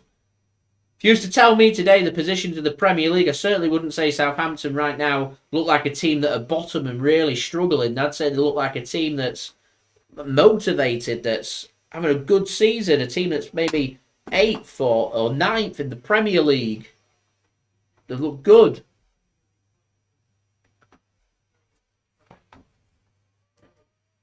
They've wanted to have a pop. They've wanted to make things happen, and it's causing problems for Manchester City. Ake to Gundogan. Back to Nathan Ake. Goes to Aymeric Laporte. It's got Akanji on the right. Gives it to Foden. Akanji once more. To Phillips. And Phillips just keeps getting pressed and pressed. He looks so uncomfortable out there. I see Bernardo Silva out there warming up. Haaland warming up. Is that Rodri warming up, I think, as well? Here's Laporte. De Bruyne. Phillips. Gundogan.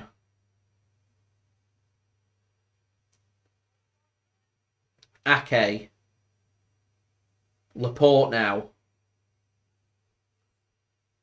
So we're past the first 5 minutes of the half, and Man City showed one good opportunity in the first minute and then just started working the ball around. City knocking the ball around a little bit quicker, but not creating that much. Ake centralising himself. Got nowhere to go. Phillips. Much more like Manchester City how we're playing now, though. Here is Grealish. Gives it to Laporte. Southampton now camped inside their own half. Laporte to Akanji. Gives it to Alvarez, dropping deep. Ball given away from Southampton. It's much better that from City. Force the issue and keep hold of the ball. And that's the way to go about it. Keep hold of the ball. And then Nathan Ake floats the ball towards the back post. City get a bit lucky. De Bruyne gets hold of the ball, gives it to Foden. He goes for the cross instead. De Bruyne wanted it. He doesn't give it to him, and headed clear by Southampton. Akanji's got a bit of defending to do, and Akanji shows his experience there and gets a good ball into Cancelo. It's better, much better from Manchester City. Here is Gundogan to Nathan Ake now. Bit more energy about City. Getting the attackers involved. They're getting more touches. Here's Ilkay Gundogan. Need to turn this into shots. De Bruyne. Have a shot. Goes for a cross. Wants a handball. Referee says no. It'd have been harsh to have given that. Akanji does well. Wins the ball back. Akanji's had a good first 7 minutes. City look a little bit more motivated. Not the greatest pass from Cancelo. Foden does well from a heavy touch to keep that in play. He looks a bit tired, Foden, at the mo. Here is Nathan Ake now to Kalvin Phillips. I wonder how long it'll be before City look towards potentially Riyad Mahrez to go on the right-hand side. And Cancelo nearly gave that ball away. There's still 2 or 3 players out there that just look away from Man City's first team squad. Phillips pings a ball to Foden.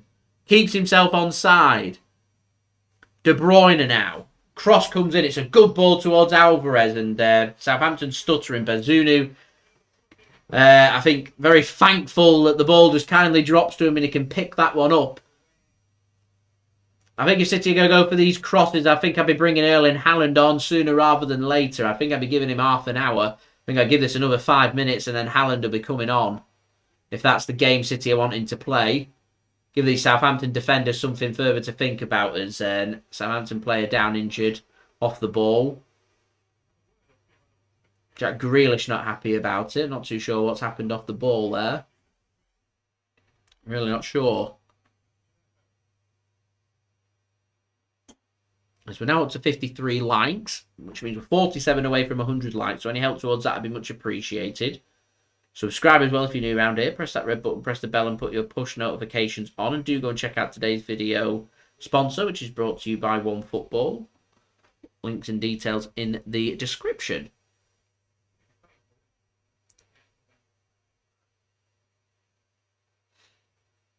And physios can come on. Why is it taking so long to bring the physio on? I do not know. Well, a good couple of minutes to give Southampton a bit of a breather. Getting under the cost. City working the ball well. He's claiming he got an elbow. And yeah, they're going to make a couple of subs here now, Southampton, to get a bit more energy into the legs. Southampton respond to Manchester City by making at least a couple of changes, but Man City saying they've seen enough. They're saying to Southampton, you want something to think about for the next 35 minutes? Go and cope with the top goal scorer of the Premier League. And Erling Haaland coming on for Manchester City. And I think it's probably going to be Alvarez coming off. Or might they go over front too and chuck a surprise out there? We'll see.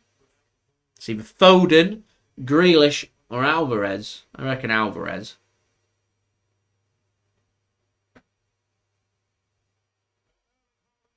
And here comes Haaland, a player that's capable of scoring 4 goals in these 35 minutes.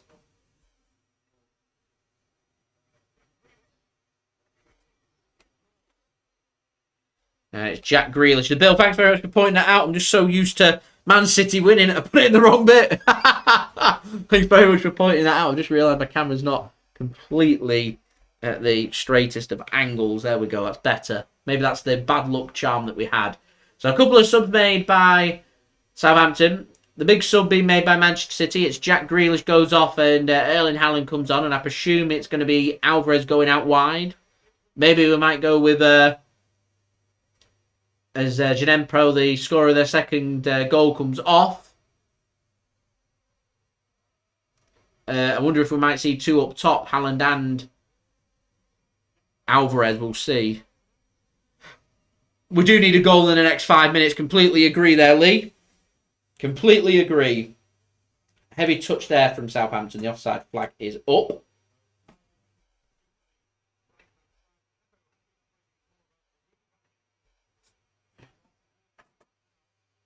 Here comes Nathan Ake for Manchester City then to Phil Foden. City in desperate need of finding a goal from somewhere just to take the pressure off themselves and give Southampton something to think about. But goals aren't going to come through long ping balls forward from Akanji like that. Straight into the arms of Gavin Bazunu, the former Manchester City man. And we've got an array of talent at our disposal here that Manchester City aren't finding ways to work. And Bazunu couldn't have wished for a better 60 minutes of football. He's had nothing to do. And in the game at the City ground, Wolves have just found an equaliser against Nottingham Forest. Here comes Southampton breaking forward, and a good tackle from Aymeric Laporte sees an end to James Ward-Prowse coming forward and out for a throw-in.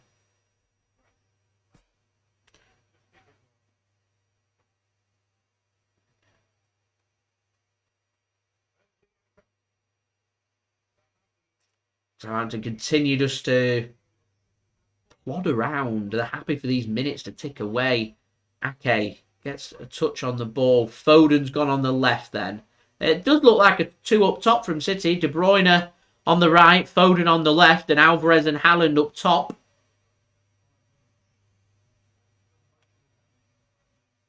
And Cancelo and Phillips will hold defensive midfield with Akanji, Laporte and Ake as City centre-backs, and Gundogan's got the freedom of the midfield, really. Here is Nathan Ake for Manchester City. To Gundogan. That's a poor pass from Gundogan. Good work from Gundogan, though, to win the ball back. That's better. If you give the ball away, work hard, get the ball back. So, 31 minutes remaining. City still yet to have a shot on target. Haaland tackled well, and De Bruyne gives the ball away, and Southampton can come forward, and there's space on this right-hand side for them, and a bit of foot race here for Nathan Ake. Needs a bit of support. Oh, that's a great bit of play, and the cross comes in, and headed clear by Joao Cancelo. Ball comes back in again. Cancelo does well again, wins the header. Southampton work it to the left-hand side. It's not the greatest of passes, and Cancelo makes a good challenge, and that should be a throw into City. He's given a throw into Southampton. Good defending that from Joao Cancelo, though. Better. Southampton again, just showing that they've got everything about them to make something happen. Remember, City have only got one substitution remaining. Dare I suggest Southampton just starting to tire a little bit here? Or maybe it's just time-wasting tactics. Janenpro's gone off injured before. Lavia's showing signs of wear and tear. And yeah, Southampton preparing a couple more substitutions to try and get some fresh legs in there to avoid fatigue and burnout. I would say now's a really good time for City to find a goal, because I think Southampton will sit. And if they don't, I think City will find an equaliser. I think Southampton's best move in this game would be, no matter what happens from here, patience. Elyounoussi comes on.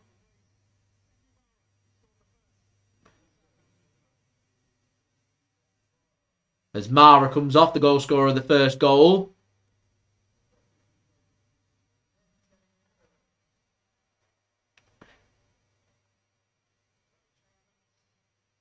And Che Adams is going to come on. So it's Lavia and Mara coming off. And it's Che Adams and Elyounoussi coming on.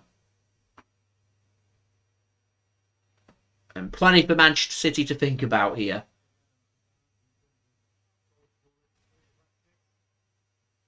The clock continues to tick. And City throw in their final player on. And you know things haven't gone to plan for City when all 5 subs have been made by 62 minutes. I think it's going to be Phillips coming off, you would think. And Rodri is going to come on. And Southampton did so well there and just worked away from them. And Southampton just having a bit of the ball. City looking to try and press the issue. Long ball forward from Southampton. Takes the touch. Keeps it in play. but is dispossessed by Akanji. Ortega-Moreno then works it to the left-hand side. It's a good ball into space. Nathan Ake. He's nudged and he goes down and he wants a free kick and gets a free kick. And Man City are going to quickly make their substitution. And Kalvin Phillips it is. So he's 62 minutes on his first start for Manchester City. Come off. And Rodri comes on. And Pep Guardiola starting to look a little bit more animated. And I think what City definitely need right now is a goal. Alex, who's been our best player? That's actually a really good question.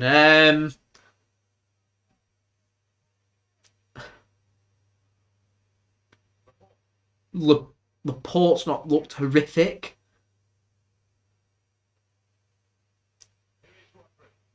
Other than that, it's very difficult for me to say. What I will say is City's starting 11 hasn't been that good that we've got the opportunity here of a substitute potentially taking the man of the match if they can make something happen between now and then. Southampton's just looked all round better than City. City need to press better. They're pressing on they're letting Southampton just make too many passes into space.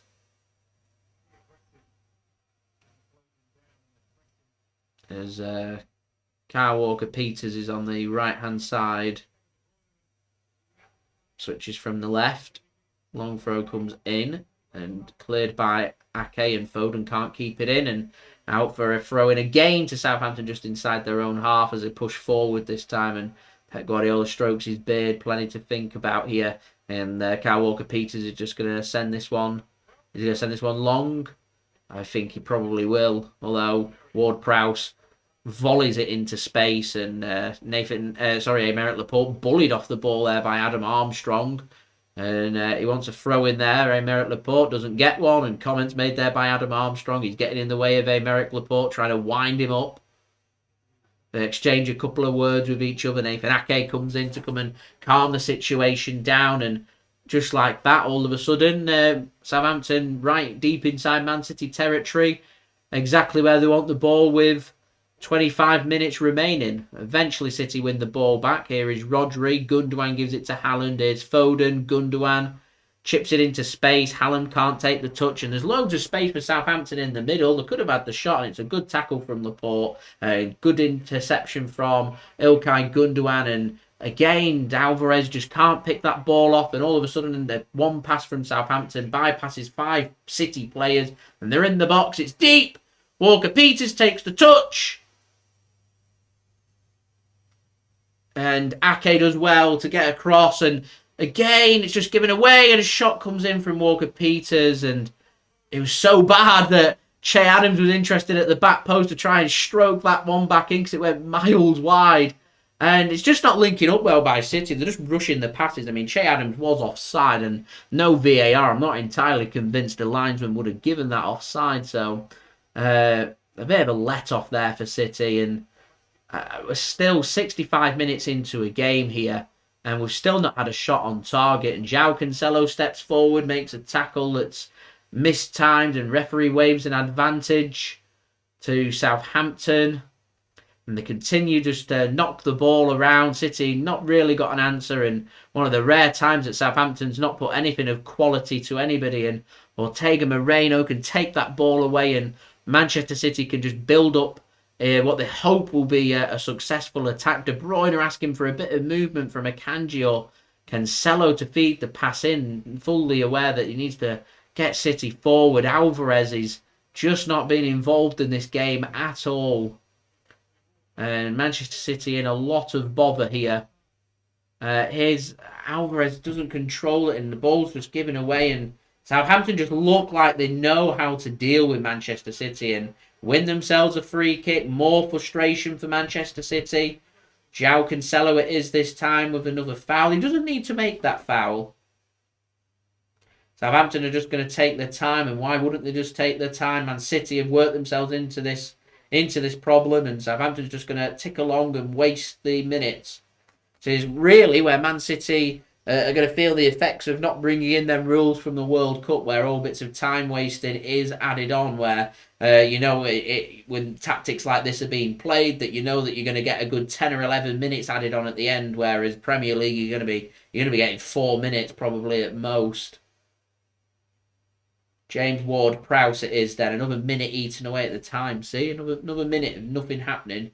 Long ball comes in and headed back across goal and eventually headed clear by Manchester City, and Ake can help it along its way, but a good step forward there from Lianco, and he wants to get a cross away, and it does, and it's low and to nobody in particular, and Manchester City can think about a potential break. Here is Alvarez, but Southampton, look at the energy that they're showing. 67 minutes in, they've not seen too much of the ball, but they're 2-0 up and they managed to get 7 or 8 bodies back. City just... I don't know. 68 minutes and we've not had a shot on target. Gavin Bazunu's just loving life.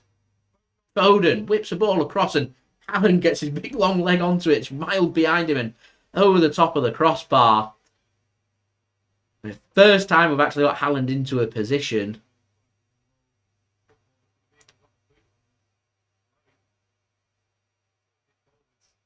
How on earth Haaland managed to get his foot onto that and make some kind of connections? Beyond me. I think as each minute goes by, I think my faith in City scrambling something from this game just kind of disintegrates, really. It just doesn't look like it's going to be City's night. They're not really being on it, and I've not seen enough to encourage me for the final 22 minutes that City's got an answer. Finally, a bit of pressing from City. Alvarez presses Bazunu, so he just levers the ball out of play for a throw-in to Manchester City. I want to see a bit of emotion, a bit of anger from the players. They just seem a little bit annoyed, but a little bit relaxed about the situation. I mean, another ball given away, and Rodri does well just to get a foot onto that to stop a Southampton counter-attack. Cancelo it is again. These players that have come back late from the World Cup, a lot of them just look so rusty.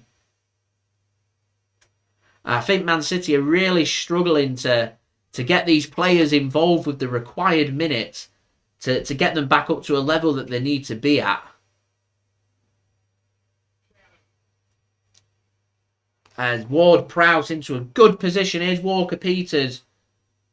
There's an overlap being used, and the shot was never on there from Walker-Peters. A good block from Aymeric Laporte. And City have tightened up at the back. They look less likely to concede than what they did in the first half. So that situation's been sorted. It's just they've found no way of finding any kind of attacking presence in this game, even though we've got the likes of Alvarez, Haaland, De Bruyne, Foden, Gundogan, all on the pitch. And Southampton just haven't given up. Here's Haaland. Rodri, great ball. Alvarez now, he's got 2 options. It's a good option to find De Bruyne. He might go first time. He does! And Haaland was ready there to tap that in. And Bazunu, can't be easy for Gavin Bazunu. He's not had much to do in this game. Reads that perfectly and stops the tapping. That was a cracking pass from Alvarez. A brilliant first-time ball across from De Bruyne. And Haaland was on that. And that is brilliant goalkeeping from Gavin Bazunu. Fantastic goalkeeping from Gavin Bazunu. As I said, it can't be easy for a goalkeeper. 71 minutes in. How no free kick to City or Southampton's being given there for Nathan Ake and Adam Armstrong challenging each other. And eventually a free kick is given to Manchester City, which Nathan Ake is going to take rather hastily. Here's Aymeric Laporte. So City finally starting to wake up. It's just, we've got 19 minutes, so we're in a bit of bother. We need to find a couple of goals in the last 19 minutes to send this one to penalties and keep our Carabao hopes alive. Let's not forget, if this does go to a penalty shootout, Southampton have already got experience in a penalty shootout. They've already beaten Sheffield Wednesday in the 3rd round at St Mary's in a penalty shootout. as Lienko just levers that ball out of play. As we're on 57 likes, so we're 43 likes away from 100 likes. Any help towards that would be much appreciated. Subscribe if you're new around here. Press that red button, press the bell, and put your push notifications on. And do go and check out today's video sponsor, OneFootball. Links and details in the description. Riyad Mahrez has been given a break. Not playing today for Manchester City. Imagine he'll probably be starting in the Manchester derby on Saturday, but as I was mentioning before, the best prep Manchester City want of that match is a good result here, and somehow Joao Cancelo has ended up being offside. And that's poor from Cancelo. It's poor from Manchester City, and more minutes just tick on by here on the south coast. Man City have had very little to cheer about and very little to celebrate, and City, I've been saying it all half, need a goal and quick, and it's just not coming. And City just all round just struggling. Really struggling. And here's Southampton, and a good foot from Laporte. Laporte had a good game. Not the best ball into the box by Southampton. They give the ball away to Gundogan. Rodri. City look much better since Rodri's come on. They look more composed. Amazing the impact of a good quality defensive midfielder makes.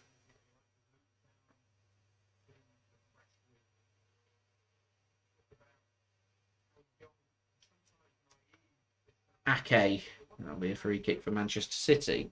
City want a yellow card given to Che Adams there for kicking the ball away. To be fair to Che Adams, I think he just knew a free kick was coming and he's just going to go into that situation and make the pass. Not much time wasted from it anyway. City are in a rush to get things going. Here's Ilkay Gundogan then. Waits for an overlap of Ake. Uses the overlap of Ake. He's got three options in the middle. Foden, Alvarez, Haaland. As Gundogan's got the ball now. Gives it to Nathan Ake on the left wing. Here's Ilkay Gundogan once more. City just knocking this ball around. Here's Nathan Ake. Goes for a cross into the box. And Southampton want the offside flag against Ake. He did look offside, but nothing given against him. So the attack can continue. Here is Gundogan for Manchester City now to Nathan Ake. 15 minutes remaining here at St Mary's. Southampton leading by 2-0, and Manchester City looking like they're heading for the exit door after doing the hard work and knocking out Chelsea and Liverpool in the previous rounds. Are going to come to a head here, potentially at St Mary's. And the cup that we love to win, we might not be winning. Here is Laporte now to Manuel Akanji. Gives it to Joao Cancelo, and he'll knock it off the studs of Peru. It's gone in at left back. And see Kyle Walker-Peters go to right back, and City can have a throw in inside the Southampton half. As I noticed Cancelo's just knocked a couple of yards off that throw in there. Edging forward, but he ends up going backwards to Akanji. Here is Aymeric Laporte. Ake now. The City players not really moving around and looking too energised. Maybe they could do with a sip of Carabao energy drink to perk them up. Gundogan to Foden. I forgot Foden was playing. Cross comes in. Not headed clear properly, and goes to the edge of the penalty area, and here's Gundogan dancing around, and Southampton do well, and they fancy the counter-attack here. Akanji step forward. There's two forward here for Ward-Prowse. Here's Che Adams, plays it into space. It's not a very good pass, and Ward-Prowse has been brilliant. He's a cracking player, and that's a good ball and a good pass, and Bazunu, it's a good bit of goalkeeping. He's alert, and look how animated Nathan Jones is. He wants his team to push forward, make the runs, go. He wants them to get the third, kill this game, put it to bed. Work to the right-hand side. Here's Walker-Peters. The space. Surely he's going to go to Ward-Prowse. He is. And Ward-Prowse hits it, and it's blocked. 3-0, and the offside flag goes up against Adams. Manchester City very nearly put out there. But Che Adams has time to look across. I don't think he should be in an offside position at that point. And it all comes about from the desire. And Man City have got an extra man over here, but Alvarez doesn't use it, as Alvarez has One more on the right wing now. Here's Rodri to Gundogan. Here's Foden on the left. De Bruyne receives, gives it back to Phil. Thought about the cross. Can't give it to him, but Gundogan makes a burst forward, and here's Gundogan now in the penalty area, squared across, and saved! Alvarez just couldn't get his studs onto it properly, and I'm not too sure it's going to count as a shot, but City really should have hit the back of the net there, and that should have been a grandstand finish. And Alvarez just couldn't poke that one in.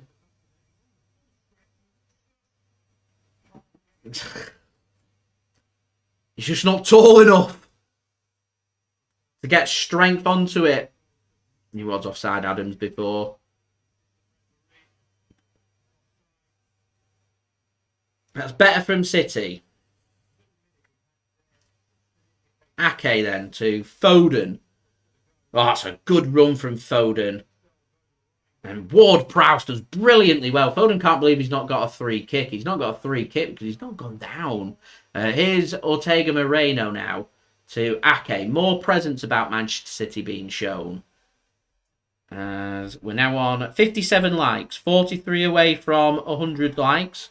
We're now on 61 actually now, which is fantastic. 39 likes to go, so any help towards that would be much appreciated. Subscribe as well if you do around here. Press that red button, press the bell and put your push notifications on. And do go and check out today's video sponsor, which is brought to you by OneFootball. City have got themselves a good free kick here. Mike, who do I think should start in the derby? So I'd probably be going with the back three again. I'd be going with Ederson in goal. I think my back three, if Stones isn't fit, would be Akanji going through the middle. We might have to put Akanji actually on the right-hand side. Laporte going through the middle and Ake on the left. Rico Lewis partnering with Rodri. De Bruyne, Bernardo, Mahrez on the right. Potentially Foden on the left and Haaland through the middle would probably be my team. So a free kick here. Good crossing position for City. About 35 yards out. It's going to be Foden to whip one in. Not a very good ball in. Alvarez now to Rodri. He goes down. Gets pushed to the ground. Wants a free kick. Linesman doesn't flag. Southampton clear their lines. De Bruyne takes the touch. Keeps City with the ball and just pings the ball over the top to Alvarez. Up against Salisu. Good combination. And he gets hit in the face there, Alvarez, and he goes down. Booing from the Southampton fans. Here's Ortega-Moreno. And Man City aren't going to give the... Are they going to put the ball out? I mean, he's taking a hit in the face.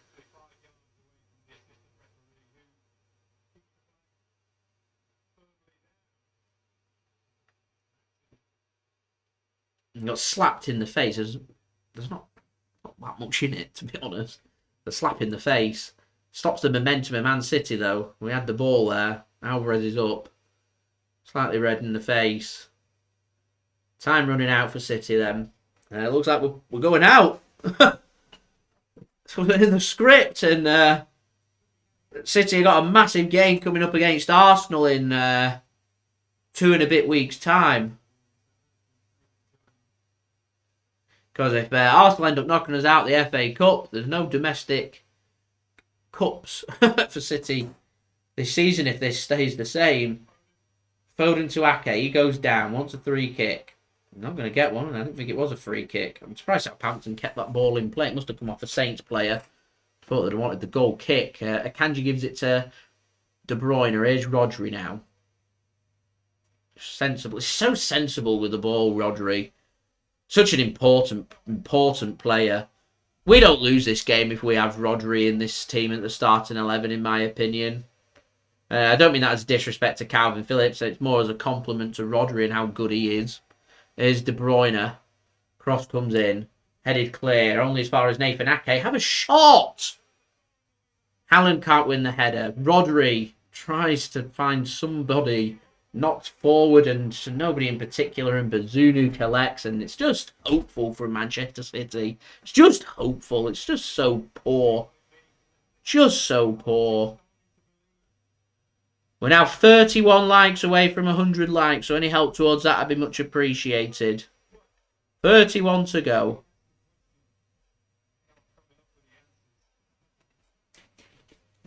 Just get that goal. Southampton are starting to sit a little bit deeper. There's definitely another goal in this game. I'm not too sure if Alvarez's shot counts as a shot on target or not.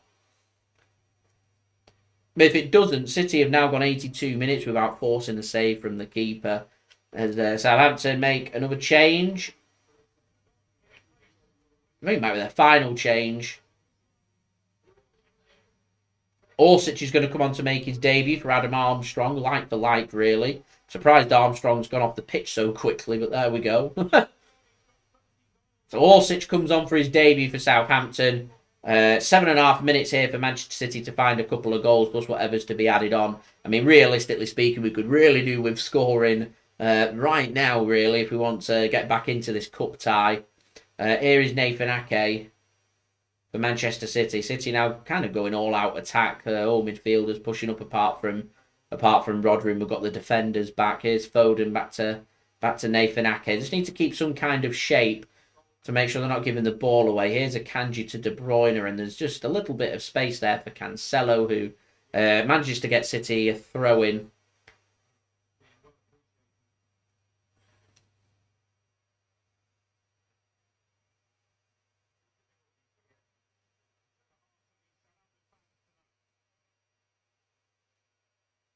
So here is Nathan Ake for Manchester City.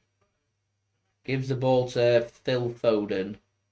Nathan Ake once more. City just knocking the ball around like it's 0-0 in the first half.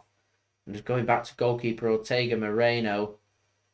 It's going to take something smart. Southampton sitting deep, just trying to squeeze and restrict Manchester City into submission here. Here is Laporte. Gives it to Nathan Ake. Haaland had dropped deeper there. He pings the ball across. It's going to be dealt with, though, by Peru. Here is Rodri now. Gets the ball off De Bruyne, and Rodri's going to go for a cross towards Haaland. And Southampton do well just to get a touch and get it clear. As Cancelo finds his header back to Akanji, and City can keep hold of the ball. But another minute just ticks away. That clock's going far too quick for our liking, really. Nottingham Forest and Wolves then ends that hoodoo of all home victories after 90 minutes, as that's going to penalty shootouts. I'll tell you right now, I'll snap your hand off for this game to go to penalty shootout. We've got 5 minutes remaining here to try and find and make something happen. Here is Rodri. It's all about believing. At the moment, though, Cancelo's tackled. We're going back to... That's gone out of play, throwing Manchester City. We're going back to that good old talent... hard work beats talent when talent doesn't work hard, and Southampton working incredibly difficult, and a foul throw given against City.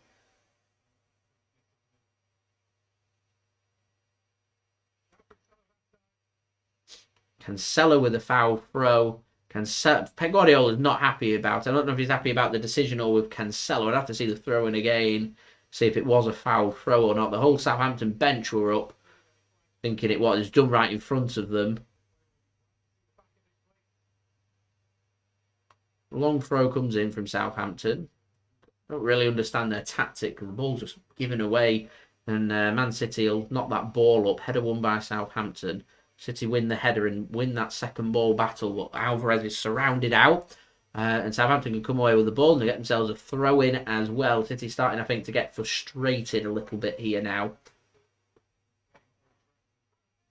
So the next month made up of an away match against United, a home match against Spurs, a home match against Wolves, a home match against Arsenal in the Cup, followed by February fixtures, an away match against Spurs, a home match against Villa, followed by an away match against Arsenal. Massive games coming up for Manchester City.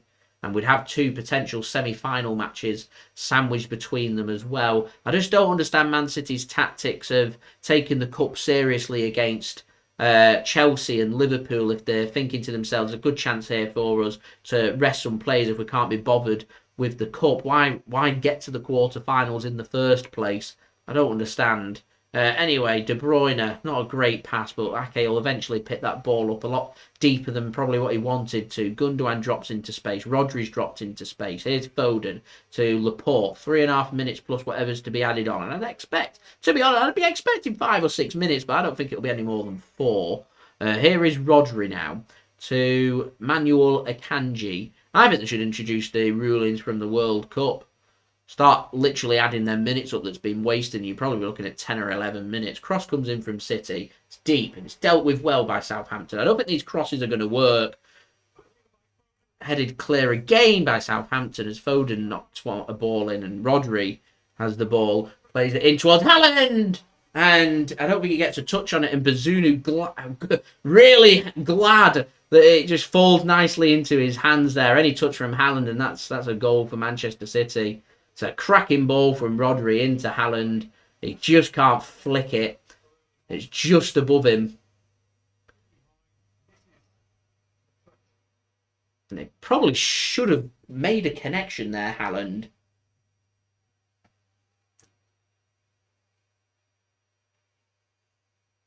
Here's Rodri. Heads it back to Ortega-Moreno. Well, unless City find 2 very, very late goals, I think this game's done, to be honest. As we're now 28 likes away from 100 likes, so any help towards that would be much appreciated. Subscribe as well if you're new around here. Press that red button, press the bell and put your push notifications on. And do go and check out today's video sponsor, OneFootball. Links and details in the live chat and in the description. Southampton will find a bit of space for the first time in about 10 minutes. Che Adams slowing it down. And not the greatest ball across, but I think Southampton's just happy for a bit of respite on their own goal here, and they're going to keep hold of the ball. And what they don't want to do in this situation is give the ball away and leave the opportunity of a potential break for Manchester City. I mean, Southampton have played so well for 89 minutes. There aren't many teams that keep Manchester City quiet. And as I was saying before, Manchester City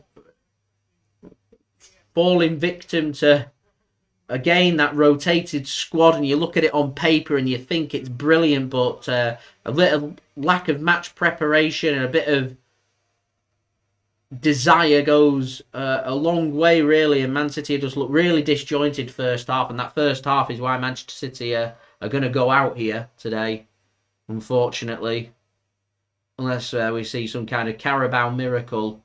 Rodri pings a ball over. It's a cracking ball over to Cancelo. Rodri's been brilliant since he's come on. Akanji goes with a deep cross. Headed clear by Walker-Peters. Flicked on as well. Southampton want a free kick. I thought Southampton had been happy to keep hold of the ball, but they're just happy just to waste more minutes, and Ward-Prowse is down holding his knee. And it's 6 minutes. They give credit. They've added 6 minutes on. I thought it was only going to be 4.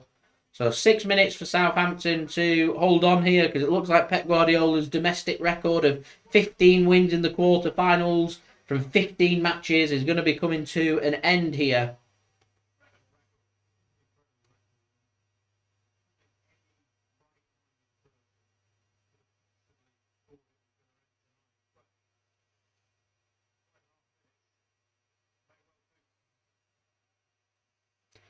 So I hope this extra minute's getting added on, because we've not only played for a minute.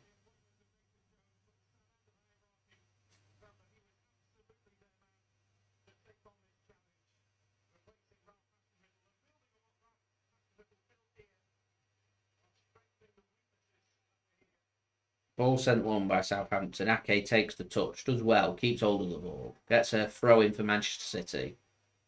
That should be a yellow card for Che Adams. Why on earth is that not a yellow card for Che Adams? Just literally just lobbed the ball away and wasted Why?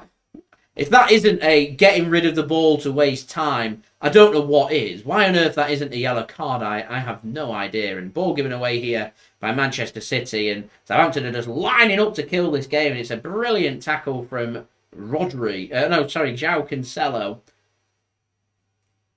Here's Southampton. They know there's no danger to their goal if they've got it in Man City's final third and a cross comes in. They receive the ball, edge of the penalty area, and Rodri does well to intercept, and City can get it clear. Foden knocks it onto Erling Haaland, given away by Manchester City. And Southampton can have the ball once more. On the right-hand side, here's Walker-Peters. James Ward-Prowse crying for the ball, gets the ball, gives it back to Walker-Peters. Here is Ward-Prowse once more. And good work from Alvarez there, shoulder to shoulder. Walker-Peters does very well. It's a good tackle. I think a free kick given against Alvarez there. Shoulder to shoulder, in my opinion. But Kyle Walker-Peters there winning a free kick for... I'm not so sure. I think that's a corner, not a free kick to Southampton. I think that's just a coming together, shoulder-to-shoulder challenge that Alvarez is physically just a match with Kyle Walker-Peters, in my opinion. But there we go. Anyway, free kick Southampton. It's done and dusted.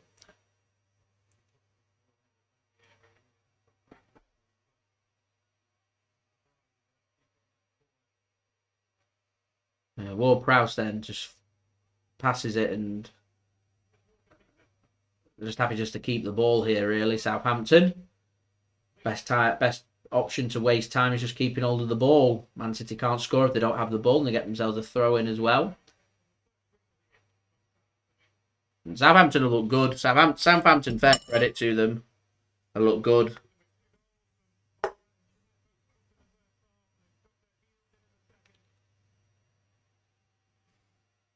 That's going to be a corner to Southampton as well now. They've done very well last 2 minutes, Southampton, just keeping hold of the ball, knocking it round, frustrating Manchester City.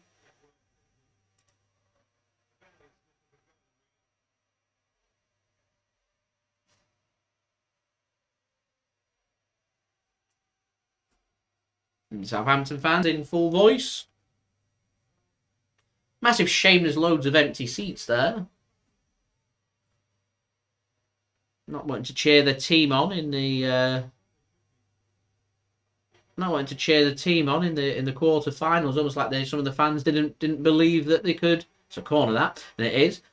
Almost like they didn't believe that they could beat Manchester City here, which is a massive shame. They played really well.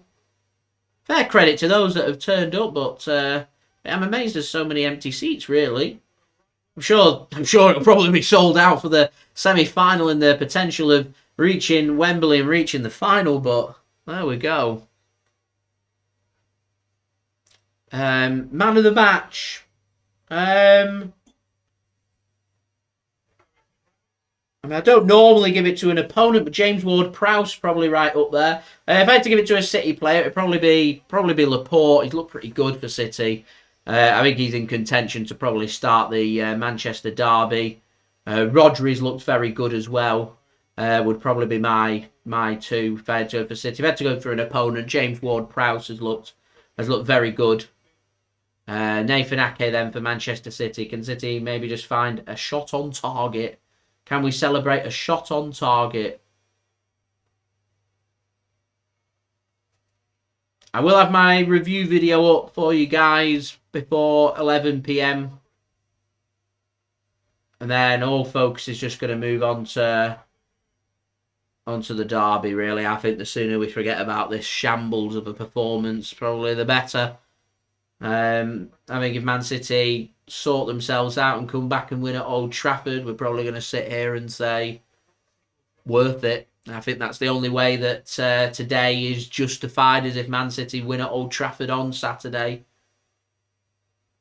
But quite frankly, right now, I'm not happy with how Man City have played. Really not happy. And it's been very disappointing. It's been very poor. I think Southampton have been very good as well.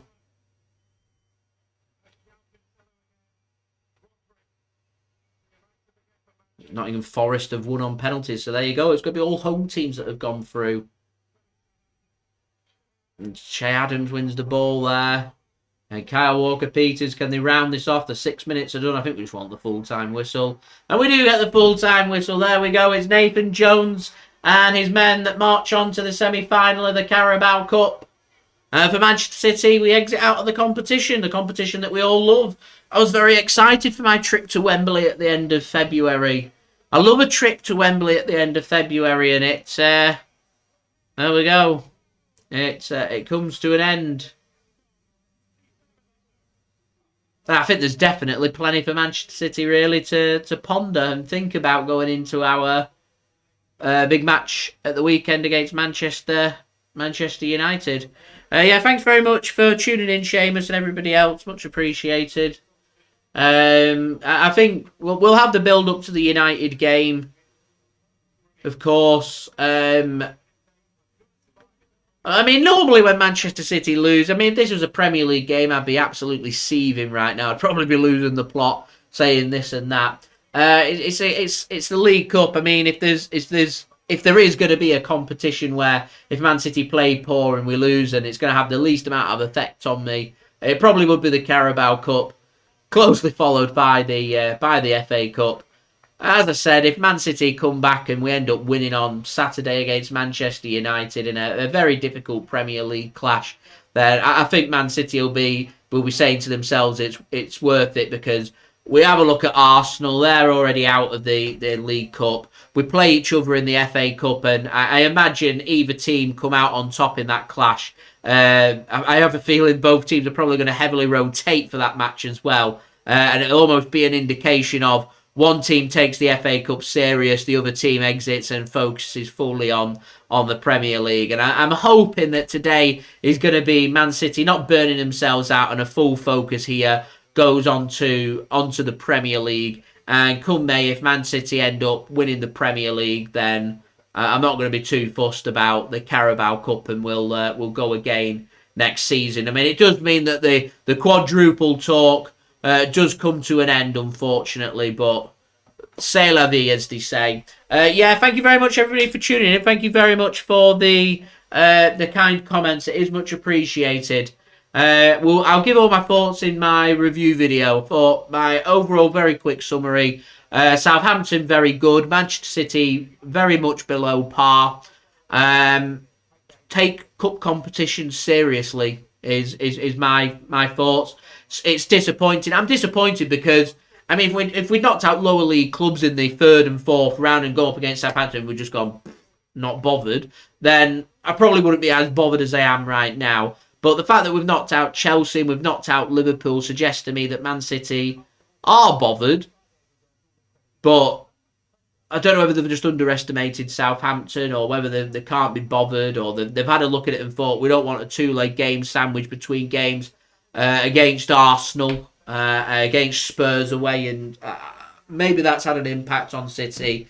I'm not sure. I mean, the only way we get an answer of the justification of this is the Premier League results coming up, and we've got the first big one, the biggie, coming up against United at Old Trafford. So we'll get an idea on whether this was worth it for Manchester City or not. Yeah, as I said, keep an eye out for my review video. I'll digest this further. That'll be up within the hour or so for you guys to look forward to, and I'll give all my thoughts on that. So yeah, thank you very much for tuning in. Looks like we're going to fall just short of our 100 likes, unless we really get them likes up between now and me finishing in the next 2 minutes. I mean, maybe if we get to about 85 likes or so, we might hit it in the post-production. If we get closer to 90, we might well hit that, but we're currently 24 short. So if you're watching this and you haven't already, please do leave a thumbs up. That'd be much appreciated. That way I know you're digging the vids and you're enjoying them. Also, don't forget as well to subscribe to my channel if you're new around here. We'll have all the build-up, of course, once I've reviewed this game for the United game coming up at the weekend. And, of course, we'll be live an hour before kick-off for the big Manchester derby on Saturday. We'll be live in the morning, but it's early afternoon, so I will see you guys again for that as well. So do make sure that you have subscribed. Do leave a thumbs up now on 77 likes, 23 likes to go. Also, don't forget social media links there in the description below, and also on the yellow banner too if you want to go and follow me on my Twitter and Instagram.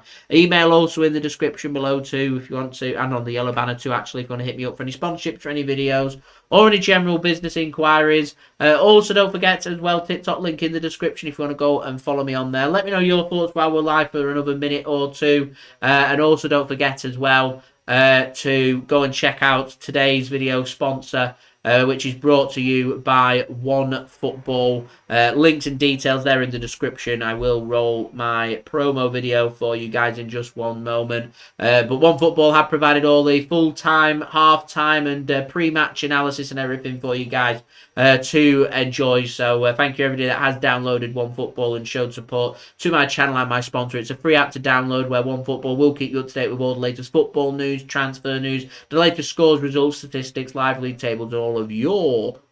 Why isn't my camera not focused anymore?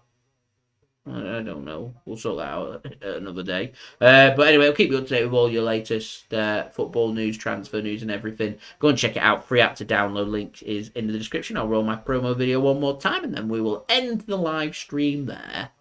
This video is brought to you by One Football. If you want to download the One Football app, all you need to do is press the link at the top of my description, which will take you forward to where you can download this app. The One Football app is extremely useful if you are a huge football fan just like me. It provides you with the latest footballing news, transfer news, and the latest videos as well. It is one source of information of where I get my transfer news from. It also allows you to see the latest scores with what's happening in the footballing world. If you just click on a game, including any Manchester City game, it will not only bring up the latest team news, but it will also bring up the latest statistics and keep you up to date with everything happening in that game. If you want to download this app, all you need to do is press the link at the top of the description to stay up to date. Thank you very much there to One Football for sponsoring this video, and I'll see you all again for the build-up to the Derby game, and I'll have my review out within the hour. So I've been JSGC. Thank you everyone for watching.